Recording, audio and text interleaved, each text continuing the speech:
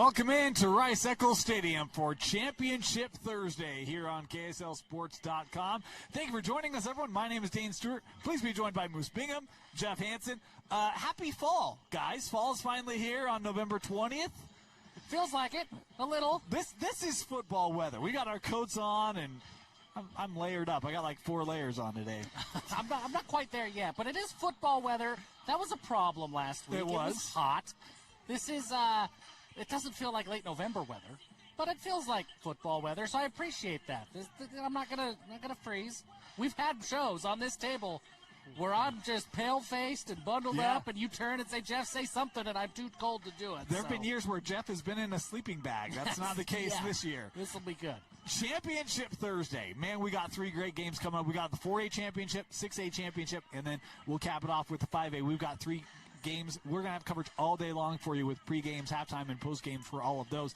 Before we dive into our 4A preview show, though, we do want to spend some time talking about other championships that have already been played. It's Championship Thursday, but there was a Championship Friday, and there's a Championship Saturday last week. So let's start with 1A, shall we? Kanab Beaver, your 1A state championship game, and you guys know what happens when Beaver wins, right? We get pie. It's a great time. I was hoping, because we could all use a little pie on November 20th. They did not win. So what happens to the pie? Well, there is no pie. But there would have been pie. So the pie exists. There would have been pie. The pie's got to be somewhere, and I'm concerned about that pie. Where do you think it goes, Jeff? As we have a look here at the highlights from that 1A game. But really, I mean, how about Kanab? This is a fantastic year for the Cowboys. Really jumped out early in this game, got a 10-0 lead, a lead they would never succumb. Been an impressive year, Jeff, for the Cowboys. Yeah, Brogan Verutsko at quarterback. He was really efficient in this game. 10 of 13, 162 yards. He was great. And then Hayden Gubler just continues to do what Hayden Gubler had done all year long. 77 yards on the ground and another score. Hayden Gubler was fantastic this year. This Kanab team, it really was a heck of a run and a heck of a season. Beaver, this game kind of came down to turnovers at the end of the day. Beaver, they had a couple of interceptions. Davin Orton threw a season-high 23 pass attempts. Played well, completed 65% of them, but there were 2 picks in there, and that was kind of the difference in the game, and Kanab was able to run away with it. Yeah, the defense for Kanab was really what caught my eye. I mean, Latimer Glover, he had one of those interceptions, but he had 12 tackles, a tackle for a loss. He was all over the field. And Bloomquist as well, 11 tackles. You got Vercoso. He had 10 tackles. This whole team came together, and I was just like, wow, this is a smothering defense. They did a great job, and that was the big difference for me in the game. I was really impressed, and their puncher, who was also Vercoso, did a great job with 36 yards per punt.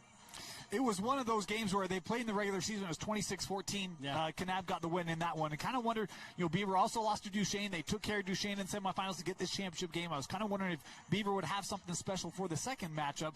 But Kanab, and we've talked about them all year long, how good this Kanab team has been. 12-1, their final record. Best record for Kanab, you guys know since when? No, I never know. I never know the answer. 2002. Oh, you're close. Ooh. 2007. I was also close. The last time they won a state championship in 2007. So it's been a while for Kanab. They've got to semifinals, made the championships, haven't been able to get over the hump. This year they do. And we talk about how good they were in 1A. They were really probably the best team end-to-end in 1A. From where the season started, where the season ended, Kanab was probably the favorite this year, and a fantastic run for the Cowboys. Oh, fantastic run, and I'm just proud of those guys from Kanab. 1A football, it's where football really is, it feels like. Just those small schools, small communities, and great football.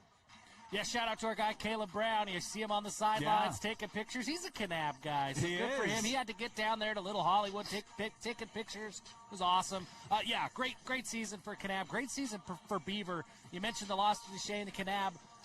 They had close losses. They were right there all season long, but Kanab able to just get that little extra oomph in that championship game to bring home the state championship. We mentioned for Kanab, Hayden Gubler, and the year that he had has been absolutely spectacular for the Kanab Cowboys. Been their leading rusher, almost 1,300 yards rushing for Gubler this year.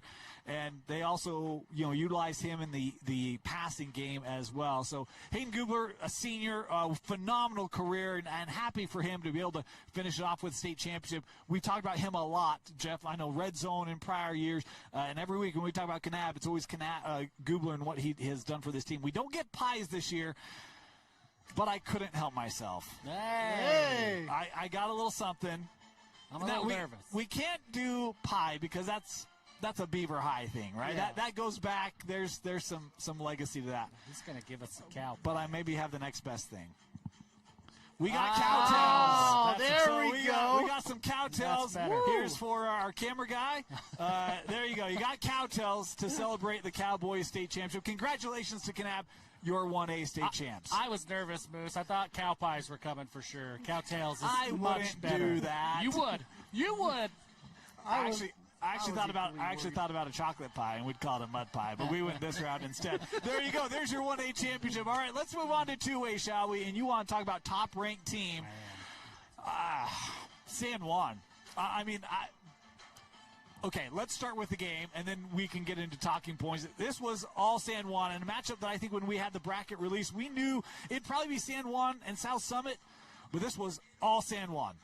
Oh, my goodness gracious. You watch San Juan, they have legitimate D1 players on their roster. You look at Jagger Neves and also Tripp Palmer. Tripp is 6'4".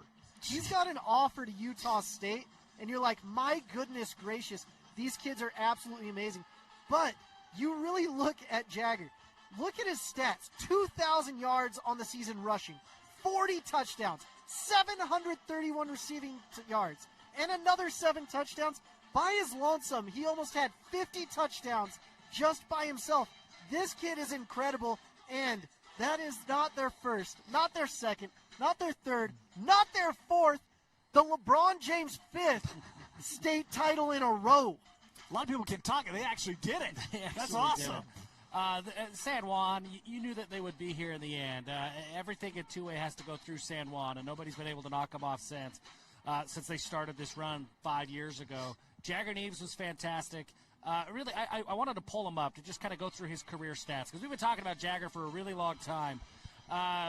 Rushing, he's over 3,000 career rushing yards, 66 career rushing touchdowns. It's pretty darn good. Pretty good. 1,300 receiving yards, 15 additional receiving touchdowns. He's also thrown for a couple of touchdowns along the way. I mean, this guy's accounted for nearly, what is that, 83 touchdowns? That's a ton. Jagger Neves is fantastic. I'm sad that we don't get to see that every week because it was always must-see. The highlights of Jagger Neves, when you watch a full San Juan game, he would stand out.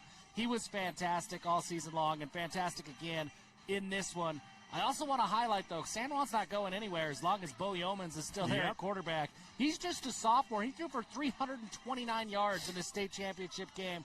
He's been every bit as important as Jagger Neves has been for this San Juan team. Looks like San Juan's just going to continue to reload and continue to be the king of the hill, that everything has to run through them. You know who's undefeated? Who? Sienna Nilsson. Ooh. Another state championship to pull. Our good friend Dusty Litzer. How about Sienna that, huh? Nilsson. Little Sienna Nilsson. Another state championship for the Broncos. And how about this? This is kind of crazy. They've got a couple losses this year, right? So they lost to Beaver. Lost that one late. Yeah. Well, they didn't lose on the crazy play, but one of the craziest plays still of the season.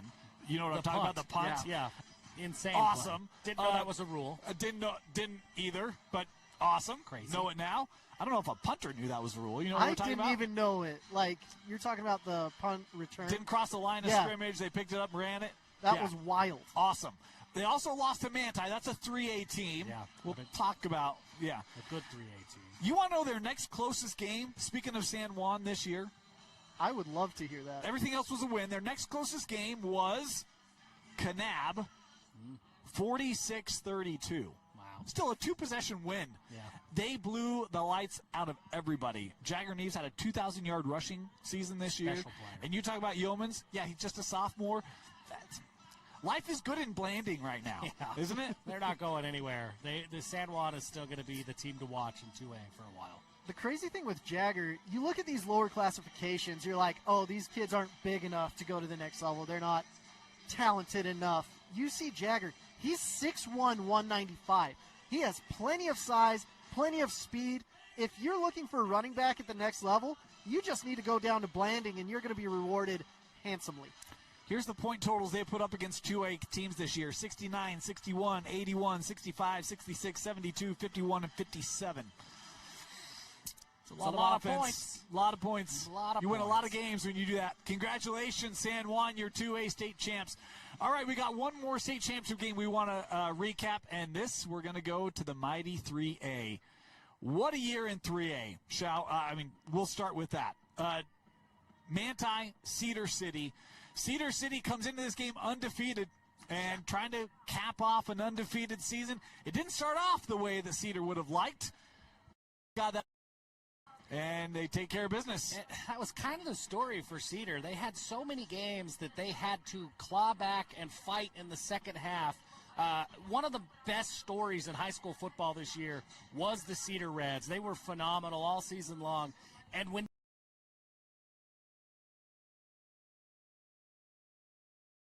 that first time that Cedar played Juab, they were down 21-0 just before the half, and they're able to come back and win that game, right?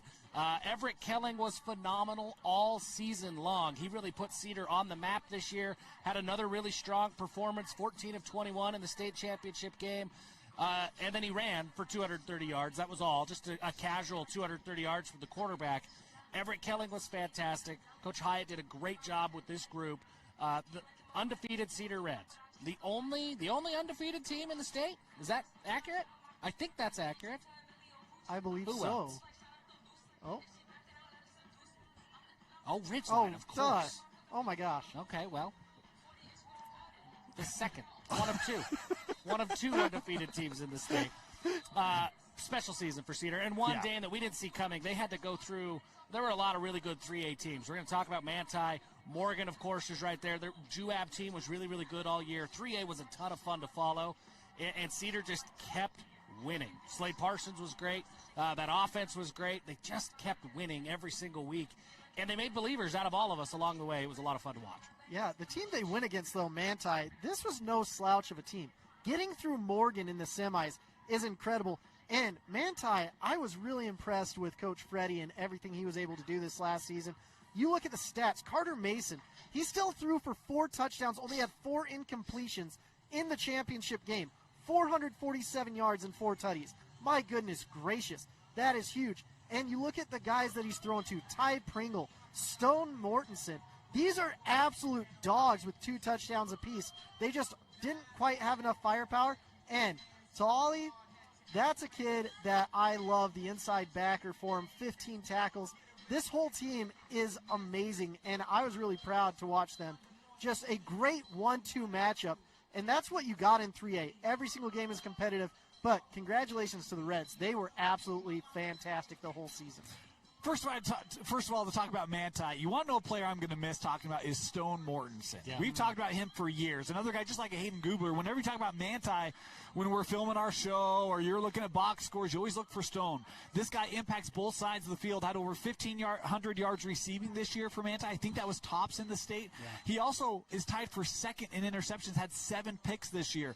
So a guy who contributes on both ends of the field for the Manti Templars. Going to miss that young man. And then you talk about a guy like Carter Mason. Man, he had himself a game. 22 of 26, 447 yards passing. You think you're going to win the game, right? I mean, that's the kind of performance that you – but as a Cardinal fan, I know that great quarterback play doesn't always lead to wins, right? You also know the bad quarterback play doesn't lead to wins. But what a game for Carter Mason this one. He threw for more yards per game this year than Helaman Kasuga, who we'll see later today in 6A. That's the kind of year Carter Mason had, and we don't see it. We don't talk about it a lot because it kind of gets hidden a little bit in 3A. Had to bring that up. A phenomenal year for him. Meanwhile, for Cedar, they finished the year 13-0. Special. I had nothing else to do this week, so I went back in the archives. Ooh. You want to know the last time Cedar had an undefeated football season? My gut says never, but I don't know. Because you're bringing this up, I'm going to say 1972. Well, I could only get back to 1950. They haven't had one. I was right. Oh, good job, Jeff. Look at that. 1 from 30. I don't know prior to my mom's, birth. She was born in 1950. I don't have any records prior to her life. Yeah. But never. Best season in school history for Cedar, and they've only made a state championship game 2 other times, and they lost them both. Again, going back to 1950. So, and those were in 1958 and 1961. It's been a long time since we've talked Cedar on a championship weekend, and it is very well deserved. Congratulations. You talk about Kelling, what a year he had for the Reds. DeMille ran for almost 1,500 yards this year. DeMille comes back, so we'll get to see more of him. He was really good. Yeah, 1,500 yards, fantastic. And you hear now in college football and NFL, middle 8, right? Yep. They score end of the first half. They score start of the second half. It was in the middle of what was a 28-0 run for the Reds that really changed this game and allowed them to come back and get the victory. Congratulations. Only the 3rd time Cedars had a double-digit win season. That's crazy. Back to 1950. One last note for me before we move on from 3A. I think our helmet sticker videos, our top 5 videos, we're really going to miss Tala Papa. Yes. Man, he was a special player all season long. Those highlight plays, he was great beyond just highlight plays. But those highlight plays, they were fun. It was fun to cover. These 2 teams were a lot of fun for us all season long. You got notes on Tala? I have so many notes on Tala, to be honest with you. This kid has been an absolute dog all season. You just look at his tackles. He does it on offense. He does it on defense. But with him on defense, you're just sitting there. You're like, this kid is an absolute dude. He had 112 tackles to go along with 11 tackles for loss. You're like, what can't this kid do? He was a heartbeat for this team. He did everything. And he is a kid that you can see at the next level as well. 205 pounds, 5'11". You don't see that very often at 3A, but he's a kid that can step right in and take over a game at the next level as well. Great mix of size and speed. He wore red, but he left a lot of guys black and blue with the physicality he brought on a Friday night. Gonna miss seeing him play. Jeff, thank you so much for bringing up Talapapa. Had a fantastic year, over 1,000 yards rushing and 500 receiving. There you go. There are recaps of 1A, 2A, 3A state championships. We want to kind of transition now because we just talked about 1A, 2A, 3A. We talked about some great running backs. We talked about some great passers, some receivers. We had a discussion early in the year, Jeff, where we said, hey, what's maybe the best or deepest position in the state this year? Mm-hmm. And we both talked about wide receiver. So we thought as we were preparing for championship coverage today, maybe we could take a look at some of the best catches, not just catches of the year, best one-handed catches. Let's have a look at some of the best one-handed catches from the 2025 season.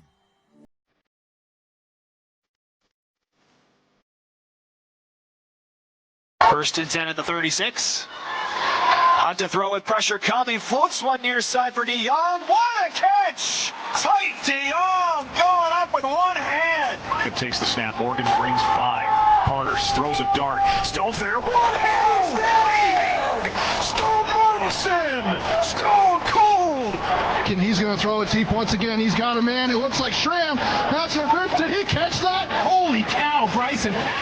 But it's 3rd down here. And wide open downfield. What a great catch by number 11, Jace Evans. And Jace Evans takes it to the house. Looking, throwing up and going up high for Brody Peterson, and he has it, and they got the flag anyway. Gonna go deep down the side. Caught. Oh, Harris. And his helmet gets ripped off.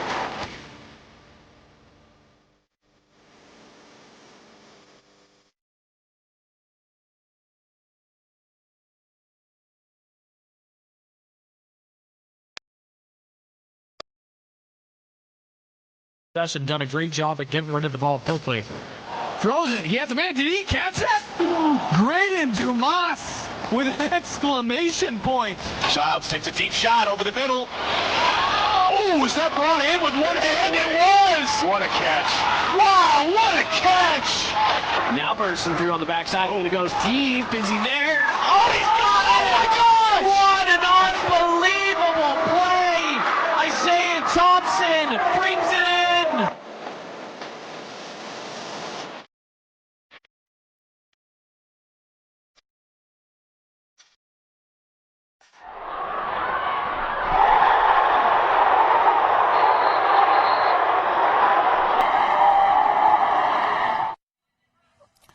Wow, huh? Man, All right, so I didn't give you guys a heads up for this. You're welcome. these are the best moments. Which was your favorite? Watching those, which one do you like, oh, man, I forgot about that one. That one is.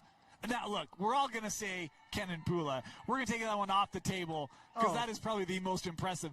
But outside of that, which one are you like, oh, man, yeah, that one is special? Any that stood out to you guys? I mean, all of them stand out. I think Graydon Dumas for Mountain Ridge, because he had a defender on him. Like, there was a contact. He kind of had to reach behind his body. And that wasn't – I'm going to make it, like, minimize these one-handed catches. That wasn't like the ball, like, just fell into his arms. Like, he had to go up and grab it with one hand in the air while being tackled. I think Graydon Dumas had the catch of the year for me. There's a couple that Mountain Crest catch was special. But I think I'm going to go with Dumas. For me, like, just watching this, it's like what Odell Beckham has done for football. It's kind of like what Steph Curry did for basketball with the pull-up from the three forever way. Now every kid has a one-handed catch in their repertoire of what they do. This was incredible. I mean, if you played this to coaches 10 years ago, they'd be like, what are these kids on?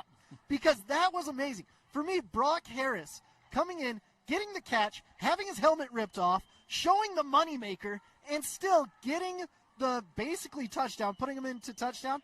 I'm like, that is ridiculous because his helmet was on the ground, giving him the first down. I love watching Brock Harris, and I think that was just a ridiculous play right there. Coaches, you're welcome because, as Moose said, every player now is going to be trying to make the one-handed catch. So we apologize for making your life easier. Look, for me, I love the Titan DeYoung one. I just love that one. It's down the sideline. I know it doesn't go for 6, but he had so much. He had 4 or 5 different Titan DeYoung ones. Like we had that one. There's a lot more. It was like every week. And the Cohen Cunningham one, too. That Mountain Ridge offense was so fun. But, man, like, those two for me, just special. Loved watching those two. And of course, Ken and Pula last week. I mean, the reason why we showed that 4 times, that is probably the best catch I've ever seen. My memory's really good. Like, I remember last week. Yeah. But it's probably the best catch I've ever seen. I think so. I mean, going full speed behind his body. There's a point that he's Turned like perfectly hands. Parallel with the field because he's completely horizontal. I have to think vertical. He used his vert to get horizontal. It was special. And even Coach Whittingham talked about it at his press conference. Obviously, without naming any names, you can't talk about it. No, I just saw highlights. I saw some highlights, and whoever that player was, He looked really good. What a fantastic catch. I thought it was a great soundbite from Coach Witt, but also just I agree. I think that might have been, I will echo the words of Coach Witt. I think that was the best catch I've seen at any level. I mean, it was unreal. The crazy thing about that catch, I was talking to their mom earlier this week, and she's like, yeah, they do that all the time. That's kind of a run-of-the-mill catch. And I'm like, that is not a run-of-the-mill catch. That is one of the most incredible things. And she's like, yeah, I just jumped up and was like, oh, yeah, I can wrap my fingers around this ball. And I'm like, I have never had that feeling in my life. If that's run-of-the-mill in the Pula house, I want to know what they think special is, because I don't know that I fit in at that house. I know, man. I'd get run out of that house real quick. There you have fantastic years, and man, just so fun that we're able to pull all of that, and so appreciative of all of our partners here on KSL Sports. That's not just Rewind highlights; those from Game Night Live as well as other crews in rural areas. So grateful for all of our partners here at KSL Sports that share content, allow us to be able to bring that content to you here. We're going to take a quick break, and as we go to break, we're all going to enjoy our cowtails. Here's an opportunity if you want to actually give us food in upcoming years. Hit us up. There's sponsorships available. We'll enjoy our sugar. We'll be back here with our 4A championship preview coming up next on KSLSports.com. For the KSL In-Depth, football has historically been a men's sport, but more and more we are seeing opportunities for women to play. Enter the Utah High School Girls Football Association, which will allow girls from 8th to 12th grade to play flag football.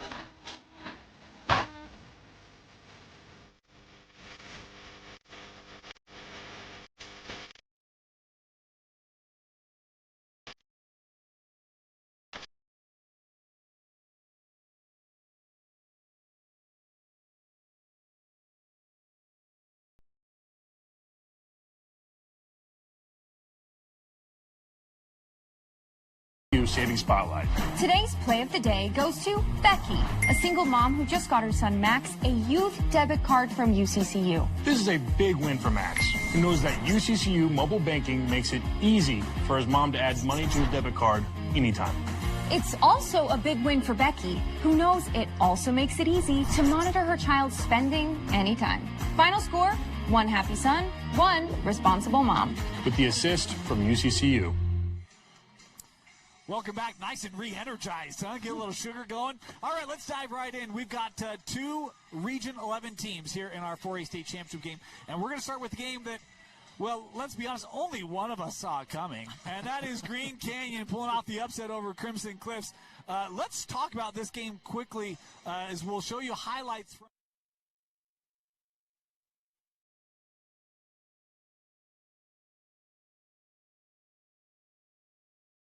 ground. Great balance from Coach Tao Ely squad in the semifinal. Yeah. Go ahead, Moose. That was crazy. Jinx, you both owe me a go. We've worked together. A little bit too much. Honestly, I was impressed with the rushing. You see Ethan Monk, he definitely makes this engine go. 198 yards passing, 102 yards rushing, got a touchdown on the ground and 2 through the air. He was efficient. He was amazing. And I was like, man, this Monk is getting it done. Yeah, he was special. They found something with the quarterback run game against Crimson Cliffs. And I don't know if that's something that Coach JT had in his bag all season long and he was just waiting to unveil it at the right time, or if they kind of discovered that midweek. But he hasn't ran like that. I think his season high in rushing yards was 50, and there was like a long of 30, coming into this game. Crimson was clearly not, I don't want to say they weren't prepared, but they didn't account for how dynamic that quarterback run game would be, and you could see that all game long, that was a really big impact. Also, there's these guys right here behind us. Where am I pointing? Right there. I gotta pull a Shaq. Sorry, guys. I was not familiar with your game. The Green Canyon offensive line. Those boys are big. My goodness, they were special. We're going to go full-on meme here. Luke Baker, he's a Utah State commit, dog. Malachi Puchatow, dog. Dakota Cleverly, dog. Cole Bunderson, dog. Kyson Coons, dog. Like that offensive line against a really good Crimson Cliffs defensive line. They were stout. They kept their quarterback clean. When they needed to, they got a push. They were able to move the chains. Green Canyon was really good in those 3rd and short situations to stay on the field. Could not have been more impressed with the way that offensive line played against a very tough Crimson Cliffs defensive line. It's really interesting watching Luke Baker. He's really coming into his own and committed to Utah State. He's 6'8", pushing 300 pounds now. He just got rated as one of the top 20 highest commits ever to commit to Utah State. Yeah. And I think one of the big reasons that they're doing it is because of this guy over there, Coach Weber. Coach Weber, he was at Washington State, Hawaii, BYU, Utah State. When you can call up these coaches that are like, I'm going into retirement, and they're like, no, go coach some high school football, that's when some magical things can happen, because he's forgotten more about this game than I, Jeff, but not Dane, could possibly ever learn. The other thing that's really impressive about Green Canyon, we talk about the offense. How about the defense? Their defensive line I thought was really good. They only allowed 100 yards rushing to Crimson Cliffs and only 60 to Van Daly, who's been a monster this year. They really forced Crimson to try to beat them through the air, and obviously could not, Crimson Cliffs, that did not work out well for them. The defense of Green Canyon played impressive. They're going to have to play impressive again today. I mean, they're going to have to, and it all runs through Eli Wheatley. Eli Wheatley is an absolute woof dog. He's got 144 tackles on the season and 17 sacks. He is in the backfield, out of the backfield. He is doing everything, probably getting water for people out there. Eli Wheatley is a kid that absolutely gets it done, where you're just like, oh my goodness gracious. And the other guys on the defense, you got to look out for the Calderwell and for Paps. 3 interceptions each. These guys are absolutely amazing. I love watching the defense for Green Canyon. I love Coach Tauili's philosophy with the defense. I mean, it really is 11-man football. And I remember talking with him when they were here a couple of years ago in the state championship game. He talked about the way that he evaluates film, that it's an 11-man assignment. Like, it's not one person who misses it, it's the defense that misses an assignment. And they're all accountable for each other. And you see that team defense play out every time that they're on the field. And that's how a team is able to go up against a team like Crimson Cliffs. It's got College Town and all the stars and all the stuff. And then Green Canyon just shows up. They play their assignments. They play it really, really well. They've got an exceptional amount of talent as well. I don't want to discount that. Yeah. But they play team football as well as anybody in 4A. And when they get here, and for whatever reason, when they get to the playoffs, it seems like every year that defense locks in. Locked and loaded. And they play really, really well. They're going to have to play really, really well against Ridgeline. That's a different kind of assignment. But that's kind of how we talked about Green Canyon last week against Crimson Cliffs, and they were up to the challenge. There's not a lot of reason to doubt that they can be up to the challenge again. This team's locked in. You talked about Eli Wheatley. Here was his line defensively for Green Canyon last week. He had 9 tackles. That's pretty good. He had 2 sacks, and 4 TFLs. He also forced a fumble and recovered it. So Eli Wheatley made an impact in that game for this Green Canyon defense. He'll have to do so again today because they're taking on the only other undefeated team in the state besides Cedar, and that is Ridgeline. And what a year for the Riverhawks, and it continued against the Provo Bulldogs. I don't know. Where do you guys want to start? I was impressed with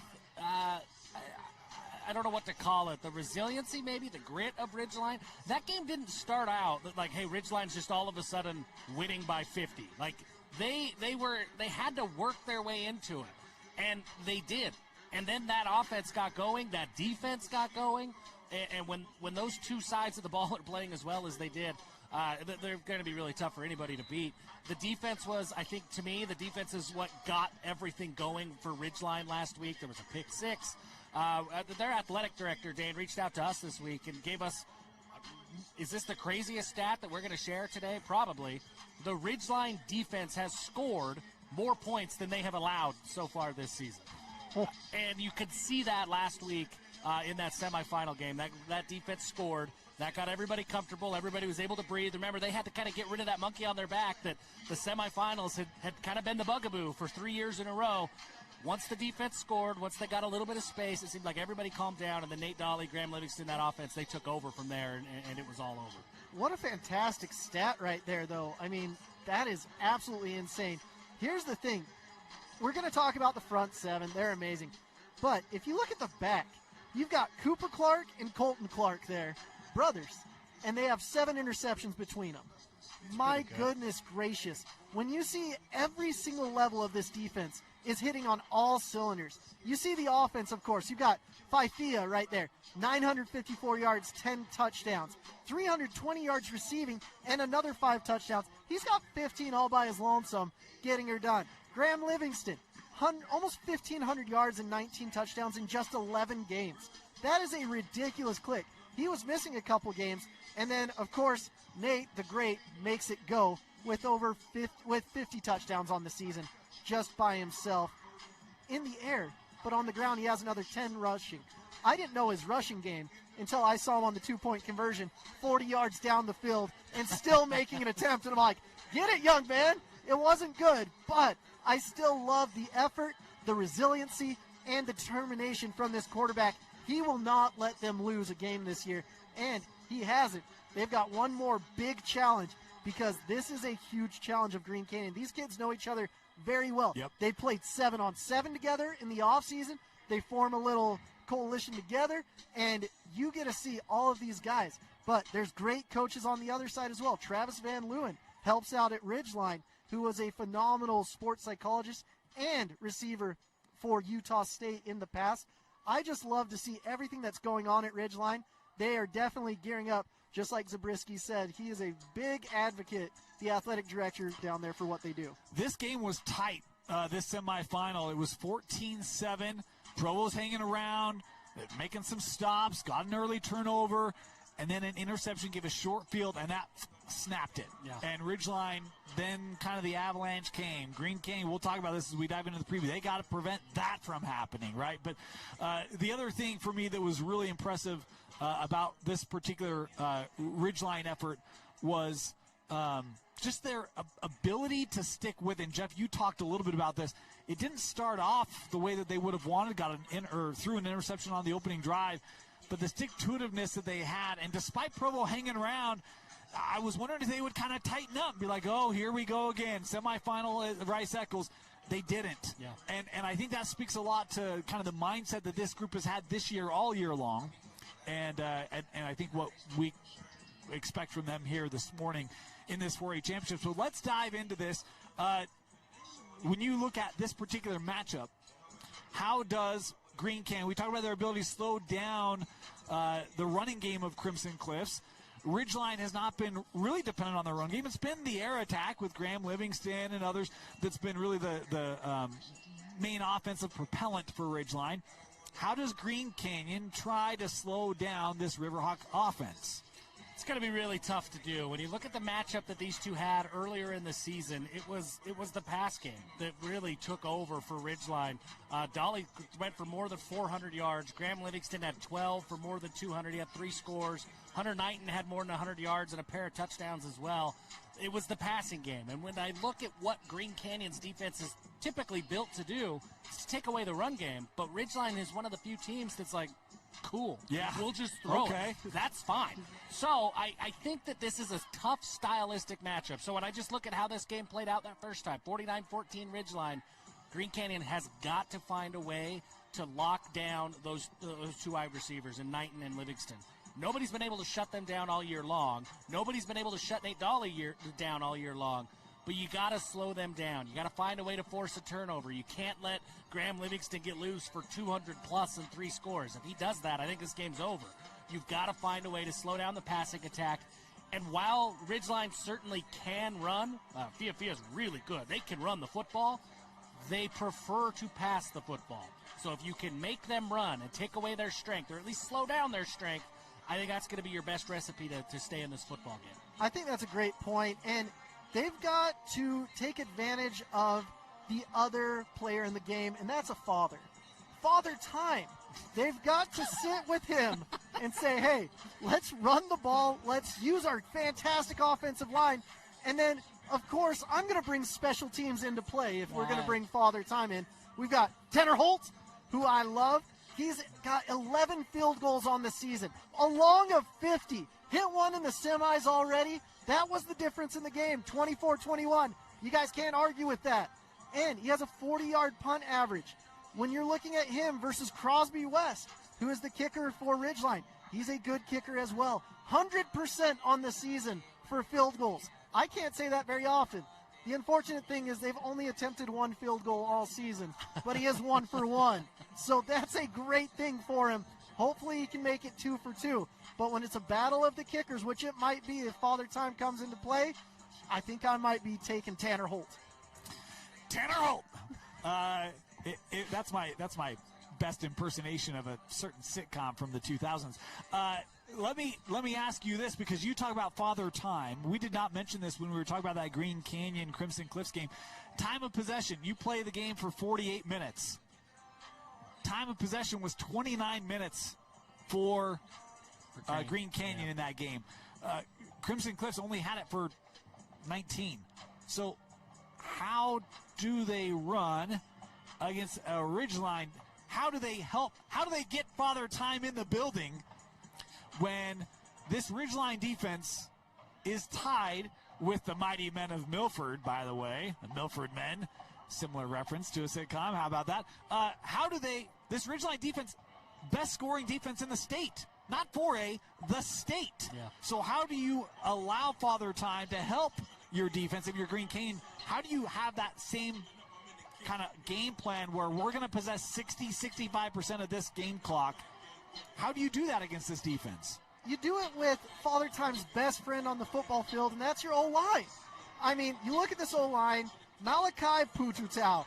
What a stud. Like Jeff said, he has Division I offers as a sophomore. You're sitting there, you're like, okay, you guys have a underclassman that has a lot of D1 offers. Here's our underclassman with a lot of D1 offers. You've got Luke Baker.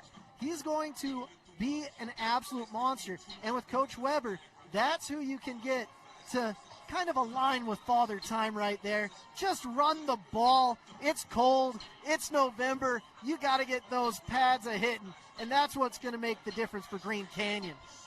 I think that quarterback run game is going to play a role again. That's something that Ridgeline didn't have to account for as much during their first meeting because, like we talked about, Ethan Monk kind of figured that out. That's a new thing, what he put on display last week. I remember, I don't have the stats in front of me to know, but I remember there were several 3rd and shorts where it was that quarterback run game that moved the chains. I think that's a way that you can do that. You can manufacture some run game, even if you're not getting the typical push that you get with your running backs. Maybe because this Ridgeline defense on the line is just really, really good. You have Ethan Monk's legs. He can extend plays. He can scramble. You can roll him out. He can do some RPO stuff. You can do a lot of things when your quarterback is as mobile as Monk showed last week.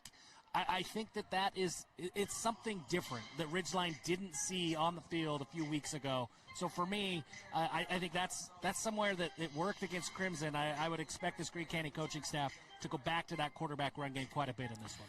Interesting note, because when we were talking about that Crimson Green Canyon game and we were previewing that, we talked about Major Stokes and how he could be a major problem. But this Green Canyon offensive line, when you look at what they gave up, Crimson Cliffs only had 1 TFL, no sacks. Yeah. So that O-line was ready for the rush.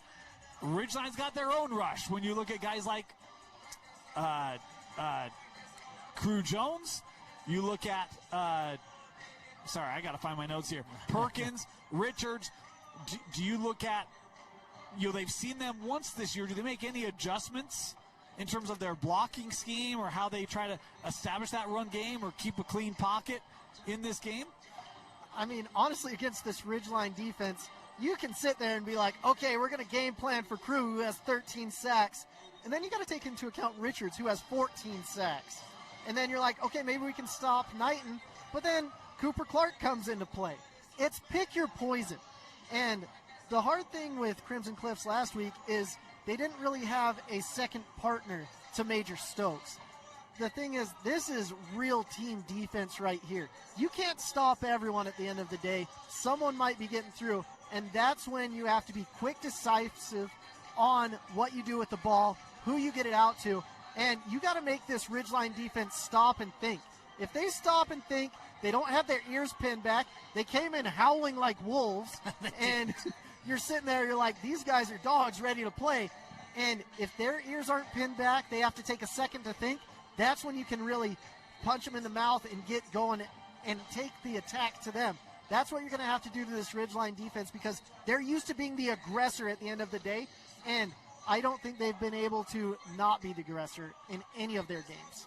If Green Canyon can find a way to get Bryson Pabst, Hayden Schramm, Cody Edelmeyer, that trio of wide receivers is really, really good. Edelmeyer and Schramm both, I think, are close to 800 receiving yards on the season. Pabst is a big play waiting to happen, had a big touchdown last week. Find a way to get them the football, whether that is, you give it to them in some jet sweeps and let them try to get outside, that short pass game, wide receiver screen game.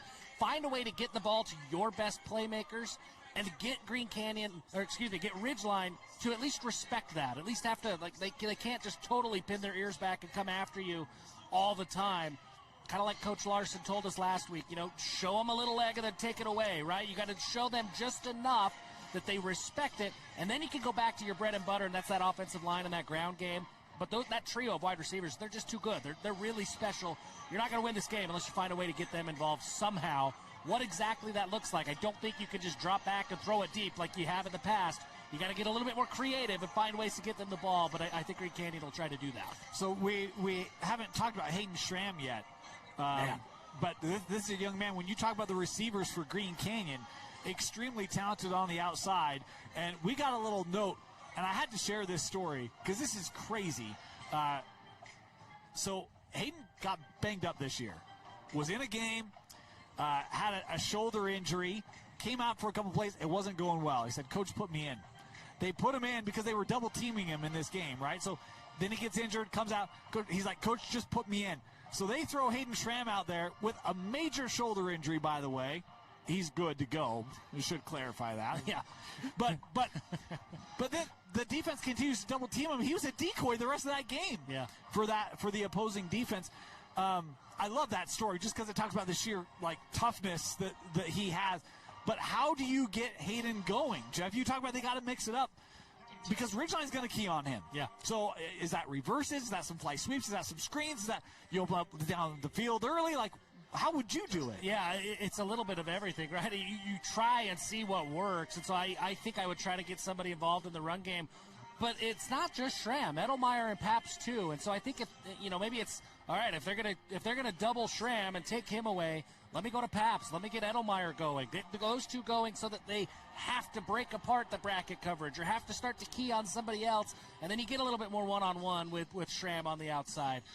I think that finding a way to get the ball to your playmakers is going to be the utmost importance for this Green Canyon offense. The exact how, it's going to be really difficult to do. This is an aggressive Ridgeline defense that flies around everywhere, but I think they're going to have to do it. You're going to have to, and you're going to have to protect the football because that's what kind of turned them around last week against Provo. Once those turnovers came, they're really hard to stop. If you give that Ridgeline offense short fields or you spot the defense points, that's really tough to come back against this green helmet. These Ridgeline, they're everywhere, right? So protect the football, get creative, let your playmakers make plays. Easier said than done. Yeah, Schramm, here's the interesting thing. Last year he had over 1,200 yards and 16 touchdowns. This year, every single team is like, we need to double cover that kid right there. Do not let him beat us. He has had 800 yards this year, 4 touchdowns, but he has been a team player, allowing all these other receivers to get their game going. I think with him in this game, they're going to forget about him a little bit and be like, oh, maybe we don't need to double team Hayden. And I think that's going to be one of the folly mistakes that Ridgeline's going to make.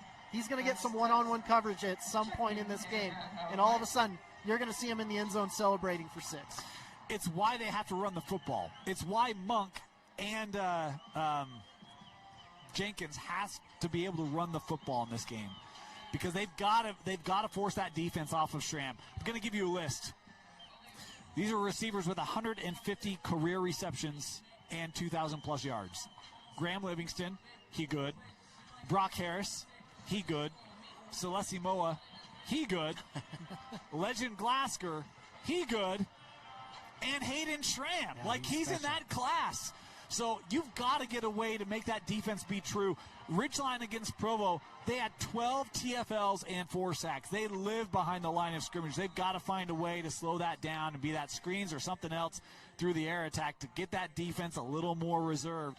Not a lot of teams have had success with that this year against this Ridgeline D. It's been really, really tough. It's been tough. When these two teams played a few weeks ago, Micah Jenkins, 6 carries for 15 yards. That was pretty well the extent of the running back rush game. Monk had 43 in quarterback scrambles and things like that.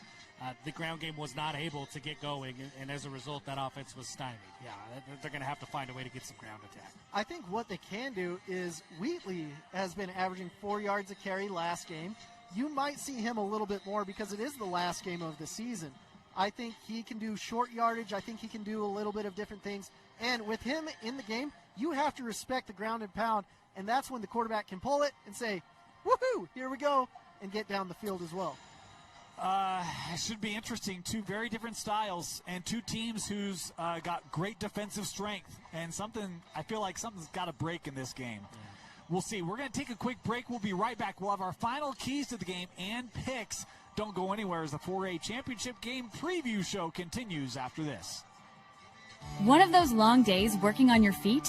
Turn your aching feet to happy feet at Salt Lake Running Company.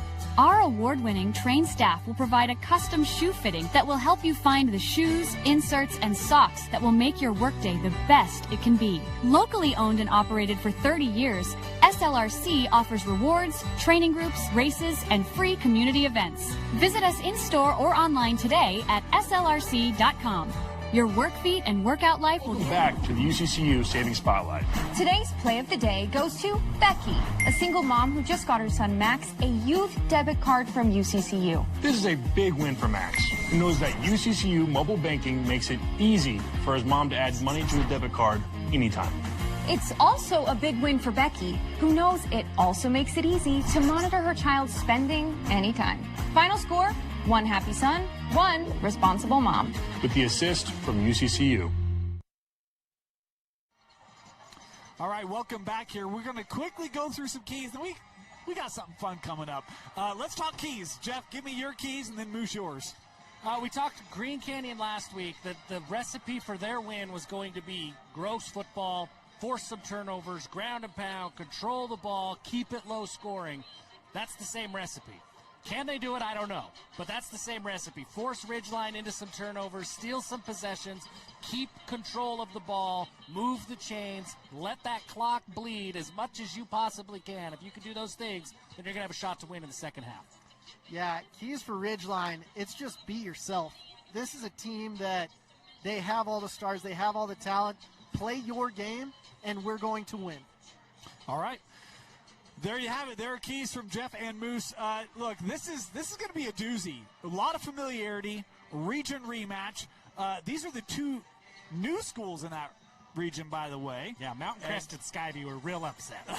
I can tell you that. This should be them. This was them 10 years ago. Logan, too, by the way, Jeff. Don't forget about the Grizzlies. Logan's there, too. Look, there's a lot in this one. So we're going to take a minute, and we're just going to have a little fun. Jeff, we're going to have you give a pregame speech for Green Canyon. You're in the locker room. Fire these boys up, getting ready. Yeah, well, once upon a time, I would have remembered the exact words for the Soviets might be the best hockey team. But I don't remember all the words. No, if I'm in that locker room right now, that is the message. There is one advantage that I think that Green Canyon has that we haven't talked about yet. They've played in a state championship. This group has played. Some of the players in this locker room have played for a state championship. Ridgeline has not. We've been here. We know what this takes. We know how state finals go. That's our advantage. We're going to rely on our experience. Coaching staff, they understand that. And we're going to say to these players, guys, we've played with these kids all year long. All year long, all our lives. We know there's a lot of familiarity. This is just football. And when it comes to football and it comes to November, there's nobody better than Green Canyon. We're 14 seed. We don't care. We're going to go on the road. We're going to beat everybody. Everybody has counted us out all playoffs long, and yet here we are standing. They're counting us out again. They don't think that we can do this. We're going to do it again, just like we did last week, just like we did at St. George. The 14 seed is here because we believe in each other, and we're going to continue to do that for 4 quarters, and we're going to come out of here with a win. All right, Moose, your pregame speech if you're in the Riverhawk locker room. Honestly, Ridgeline, this is your time. This is what you guys have been building for. We tripped up last year. We tripped up the year before. Most of these kids on this team have been starting since they were freshmen. This is what we are here for. Every single sprint, every single lift, every single thing that we've done this whole offseason, for the past 3 years, we didn't get it. Now is our time to win. Ridgeline, this is your time. Go and take it. Don't let anyone get in the way, because if you don't take this seriously, if you overlook this opponent, you will lose. Don't overlook them. Do your job and win this game, and we will come out victorious if you're a Ridgeline Hawk. You know, there's not just 2 teams on the field. There's 3. Yes. The third team are the officials. Yes, let's hear it. Woo! Hype those guys up. Here we go. Here's my pregame pep talk to the officiating crew.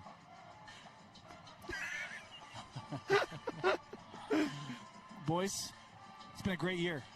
We've had a lot of great games. You're here because you're the best officials in the state. Remember your training. Remember the stage. But this is not about you. Let the kids and the teams go win their state championship. Be in the right position. Make the right judgment. Be certain with your eyes. Be confident. And communicate to these staffs. And let the teams go win a 2025 state championship. All hands in, let's go. I'm throwing a black flag on that. That was inspiring for the refs. Now, if you like that, we got to have a discussion about, measure of quality and what we like. Here's something you will like. We had Coach Kalen Hall on last week for the semifinals. We asked him to give a pep talk. This will get everyone going. Let's go to Coach Hall. How would you get these 2 teams ready and locked in? Minimize penalties, minimize turnovers. Don't worry about the stage. Go play your game. How would you do that, Coach? Honestly, I'm getting our kids in, and I'm going to tell them, you've played your whole life for this moment. If you're in this game, it's because you work. We've worked since December to be here.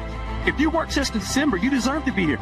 You deserve the right to be on this field. You deserve the right to play in this game. You deserve the right to win this championship. But just because you deserve it don't mean you're going to win it. Because ultimately, you got to go take the. So if you're going to be alignment sound and assignment straight, you should be the one that's willing to go out here and play when no one else will. Are you the guy that's going to make that play? And you do that every single drive. And I'm going to tell my young men, you live life to be short, live life to be long, live life to win. Simple as that. All right, now that's a pep talk. That is a pep talk. Even the refs are pumped about that one. A lot more pumped about that than mine. I want to thank Coach Hall for his time with us here last week. All right, it's time for picks. Jeff, we're going to start with you. Who you got? I love this Green Canyon team. I love the way that they play in the playoffs. I think they play team football. I think they've got talent. I love that wide receiver trio that we've talked about. I love that offensive line. I really love a lot about Green Canyon. We talked about Green Canyon all the way back in the preseason. They were a 14 seed. The path to get here is a little bit surprising, but it's not surprising that they got here. This is a very good football team. But Ridgeline has been on a different path all season long. It's clearly since last year when they lost here in the semifinals, when everybody was picking Ridgeline, they have been on a mission since then. Coach Hall talks about December it starts, every lift, every rep. They started the second they left this building last year, and they have not stopped. I'm looking at these playmakers, Nate Dolly, Crew Jones, Graham Livingston, and this core that they have had for the last few years. I think this is the day that they finally get the ring that they've been trying to get. They've come up short in the last couple of years. I don't think that happens today. I expect Ridgeline to win this football game. Yeah, Green Canyon, kudos to you guys. I think that you have had a phenomenal year. Absolutely amazing coaching staff, amazing community, amazing players. But clock just stroked midnight. I think I'm going with Ridgeline today as well for all the reasons you said. There's just too much star power, too much firepower that I don't know if most teams in 4A, 5A, or 6A can compete with Ridgeline at this point. Before I give my pick, I want to ask a question. It's been 9 straight weeks now where Ridgeline has scored over 40 points. The fewest they've scored this year is 34. That happened twice, Morgan and Mountain Crest. What is the point number Green Canyon has to hold Ridgeline to today to get a state championship? To me, it's a season low. I think you got to hold them. That's not a number, Jeff. Less than 30, because the Green Canyon offense is really good. I don't know that they're designed to score 50 points in a game. I think you've got to steal possessions. Whatever you got to do, you got to keep it under 30 points. Under 30. The magic number for me is 21. 21 or less. If Green Canyon can do that, the 3 touchdowns, and my guy Tanner Holt coming in there, that's what you're going to have to do. It's going to be another Crimson Cliffs type game where you'd have to win 24-21. You want to know the last time Ridgeline was held under 21? Spanish 2 years. Oh. Last year's semifinal, 21-14. No one thought the Dons would do it then. I'll tell you this Ridgeline team, they have been very motivated. They've lost 3 straight semifinals. Jeff, you alluded to this. First time this group has been in a state championship game. There's a lot riding on Ridgeline. Last week, I went against the grain. Largely, let's be honest, because I wanted to save the graphic for the table. Smart. Well, it looked smart. Not at the time, but it did as that game panned out. I really want to save the graphic on this one. I just don't know if Green Canyon can hold Ridgeline under 30. I think that those are fair numbers, right? You've got to find a way to slow them down. No one's been able to do that this year. Nobody. And that includes 5A teams. I really want to go Green Canyon just, again, to take one for the team. I think Ridgeline wins, but for our table, look, man, I did it last week, and it gave them some fortune. I will roll with the Wolves again to pull off another upset and shock Cache Valley and shock the state to hand Ridgeline their first loss of the year. You know, I talked to Crew Jones a few weeks ago.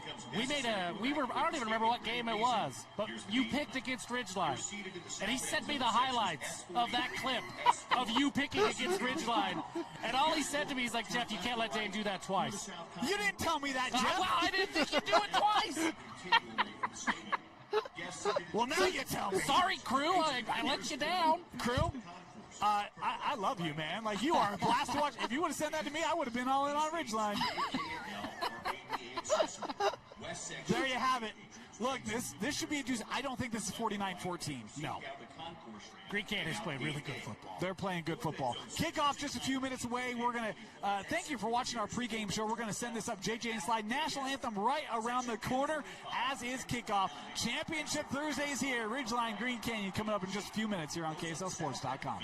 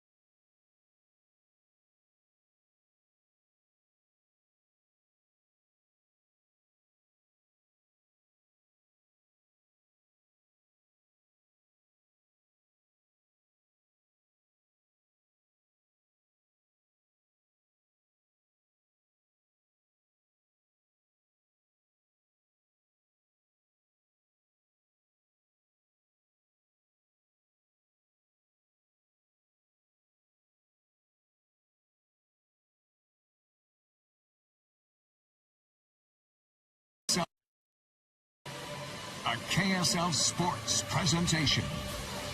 Game Night Live kicks off now. Sponsored by UCCU.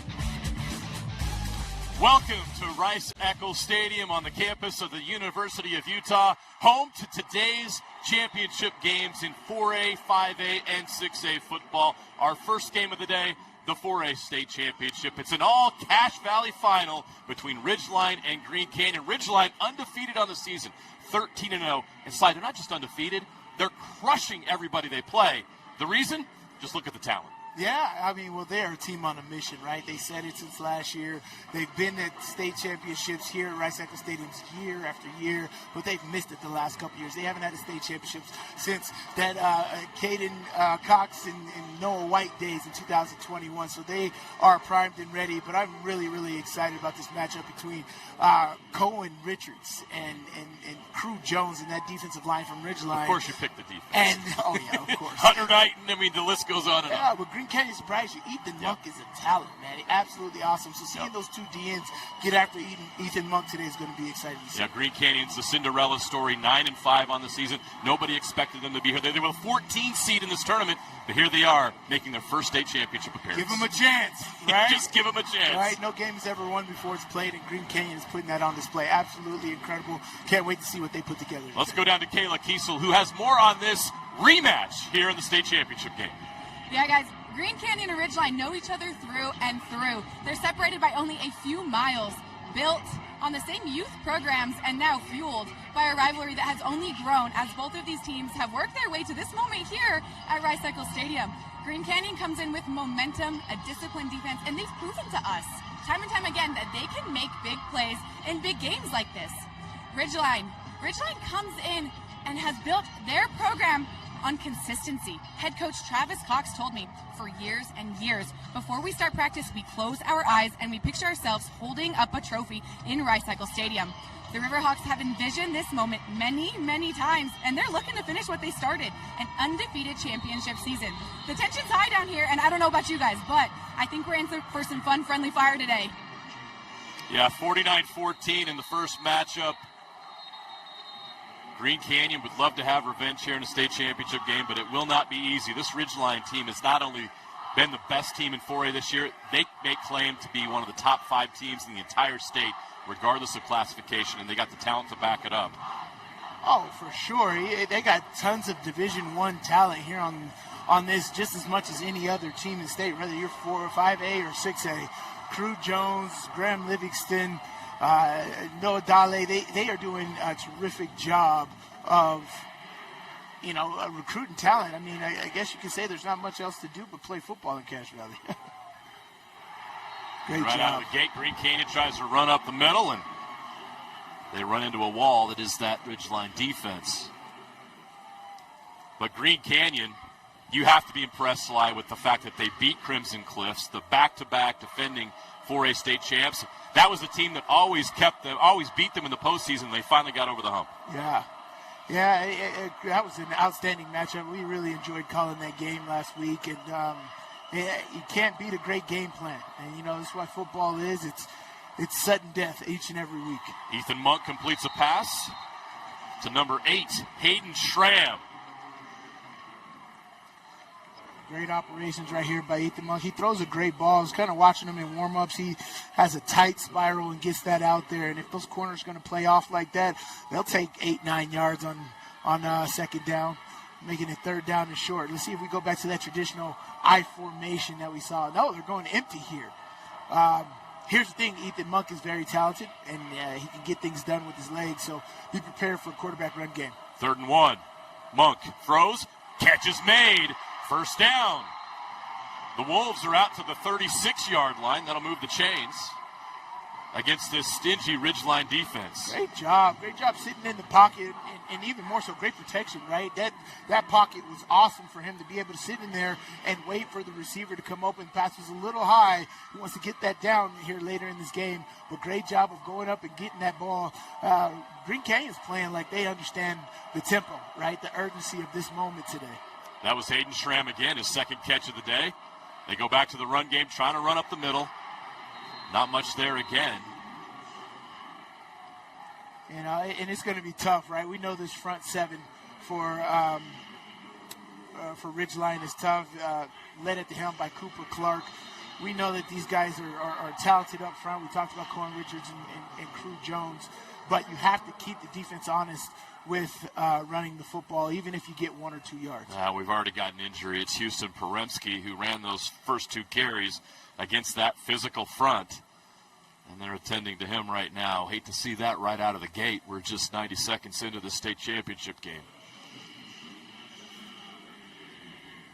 That stinks. Hopefully he can come back. He's up off the turf right now, and they're going to help him up. Looks like an ankle. Hopefully he can walk that off and get back out there. Yeah, he got twisted up in that pile there.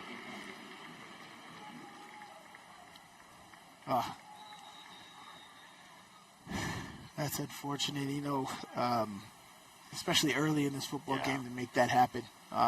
All these guys know how important this game is, and it's going to be tough all the way through. And a lot of these guys, look at him, he's already trying to walk it off himself. You can tell as soon as he took his helmet off. I'm telling you, as a mindset as a competitor and you being around the game and you growing up watching University of Utah or BYU or NFL and stuff like that, and you understand how big these state championship moments are, you don't want to miss those games. And so I'm sure he's going to do everything he can to get back into this football game. Mention the Game Night Live is powered by Utah Community Credit Union. Celebrate 25 UCCU branches across the Wasatch Front and enter to win a Jeep. UCCU, love where you bank. Thanks to UCCU for bringing you Game Night Live all season long. When is the winner announced for that Jeep? I've been, you know, I like my Jeeps. Did you enter?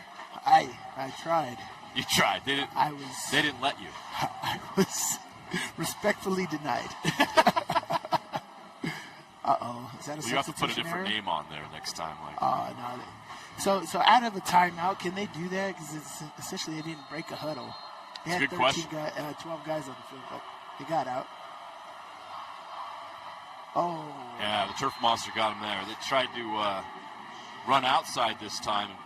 It looked like they got some good push there, but that's where you want Poremski right there. But this was just a slip and a fall here. Matthew Allen. Slips Allen. up. So it's going to be 3rd and 12. Tough spot here for Green Canyon. Yeah, it is. And that sucks, that stalls, right? Yeah, you end up losing yard when you actually had good push. You probably could have made it 3rd down and 7 or 3rd down and 6. But a simple mistake like that hinders the drive. Let's see what they're able to do here on 3rd down. We were great on 3rd down last week. And so let's see what Ethan Monk is able to do. Empty backfield for Monk. Ethan Monk scrambling, running. That pocket closed up quickly. Gets back to the original line of scrimmage, and Green Canyon will likely have to punt. A lot of energy on that Ridgeline sideline and student section right there, getting that pulled up. But again, we talked about how dangerous this defensive front is with bringing just 3 or 4 guys. They're able to get pressure as if they're blitzing, man. So, Ethan Monk's going to have to be extremely creative, keep his eyes downfield, even if he's escaping the pocket. You escape the pocket, don't just pull it down and run. Keep your eyes downfield and make sure these receivers uncover. High snap, but it's handled. Ooh, shake. And not what Green Canyon wanted on the punt. It is in Ridgeline territory, but not by much. That'd be like a 14-yard punt right there. That is not good. No, they mark it at the 47-yard line. So Ridgeline's going to have a short field, and this offense does not need help. Turns out to be a 16-yard punt.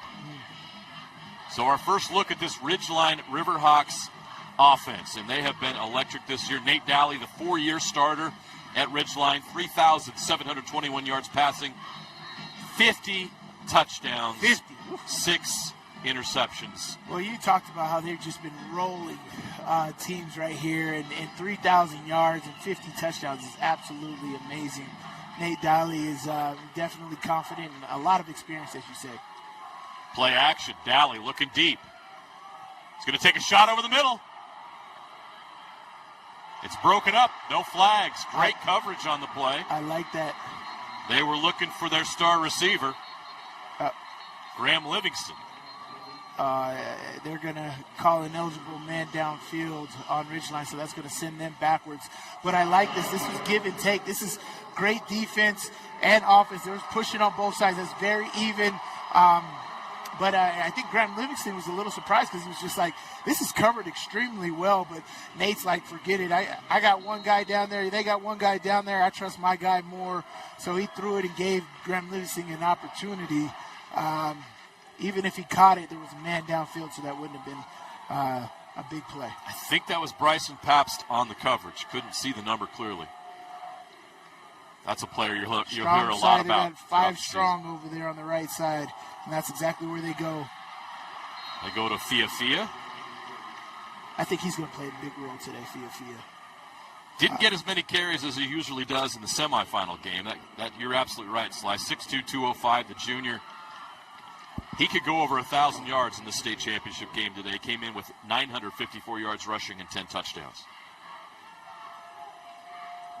So they get back to the original line of scrimmage. 2nd down and 10. 3-man front for Green Canyon. Dowley's going to pass to the sideline. Catch is made. 1st down. Hunter Knighton, the tight end, with the catch.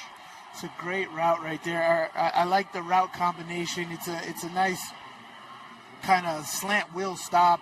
And what it does is when you're in zone, everybody takes a certain guys. You got 2 guys on that inside guy, Crew Jones, right there, and leaves the wheel route right open. And oftentimes that 3rd defender is so far back, and that flat defender chased the cheese, which is that flat route, and that nice 10-yard, 12-yard wheel route comes wide open. Nobody's After the 15-yard gain, puts Ridgeline into Green Canyon territory. Fia takes a carry, and he's right near the marker, just short of another 1st down. No, they're going to give it to him. It is 1st down, Ridgeline. Yeah, great tight run. Way to follow your blockers. Look how tight he is to his blockers right there. Keeps everything tight, even to finish that run right there. Picks up those extra yards and falls forward.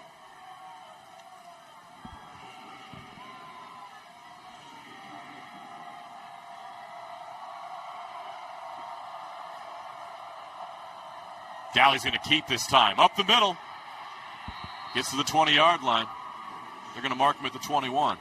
Good QB run game. They often don't do QB run game like that with Dowley too often, but it's a good mix-up when the team isn't prepared for it.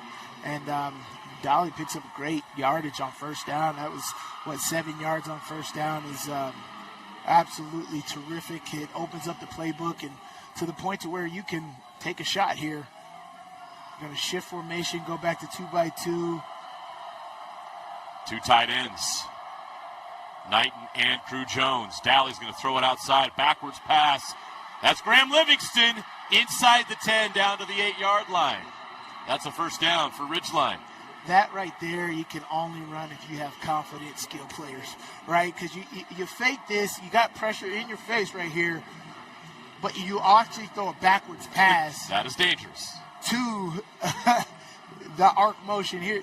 You see that jet motion and throw that here to get a screen. Especially great play design, but you can only run that if you got confident, skilled players, and you got Graham Livingston and Nate Dowley, who's played for 4 straight years. I'll take that every day. Fia fighting for yards. Good job by the Green Canyon defense to contain him.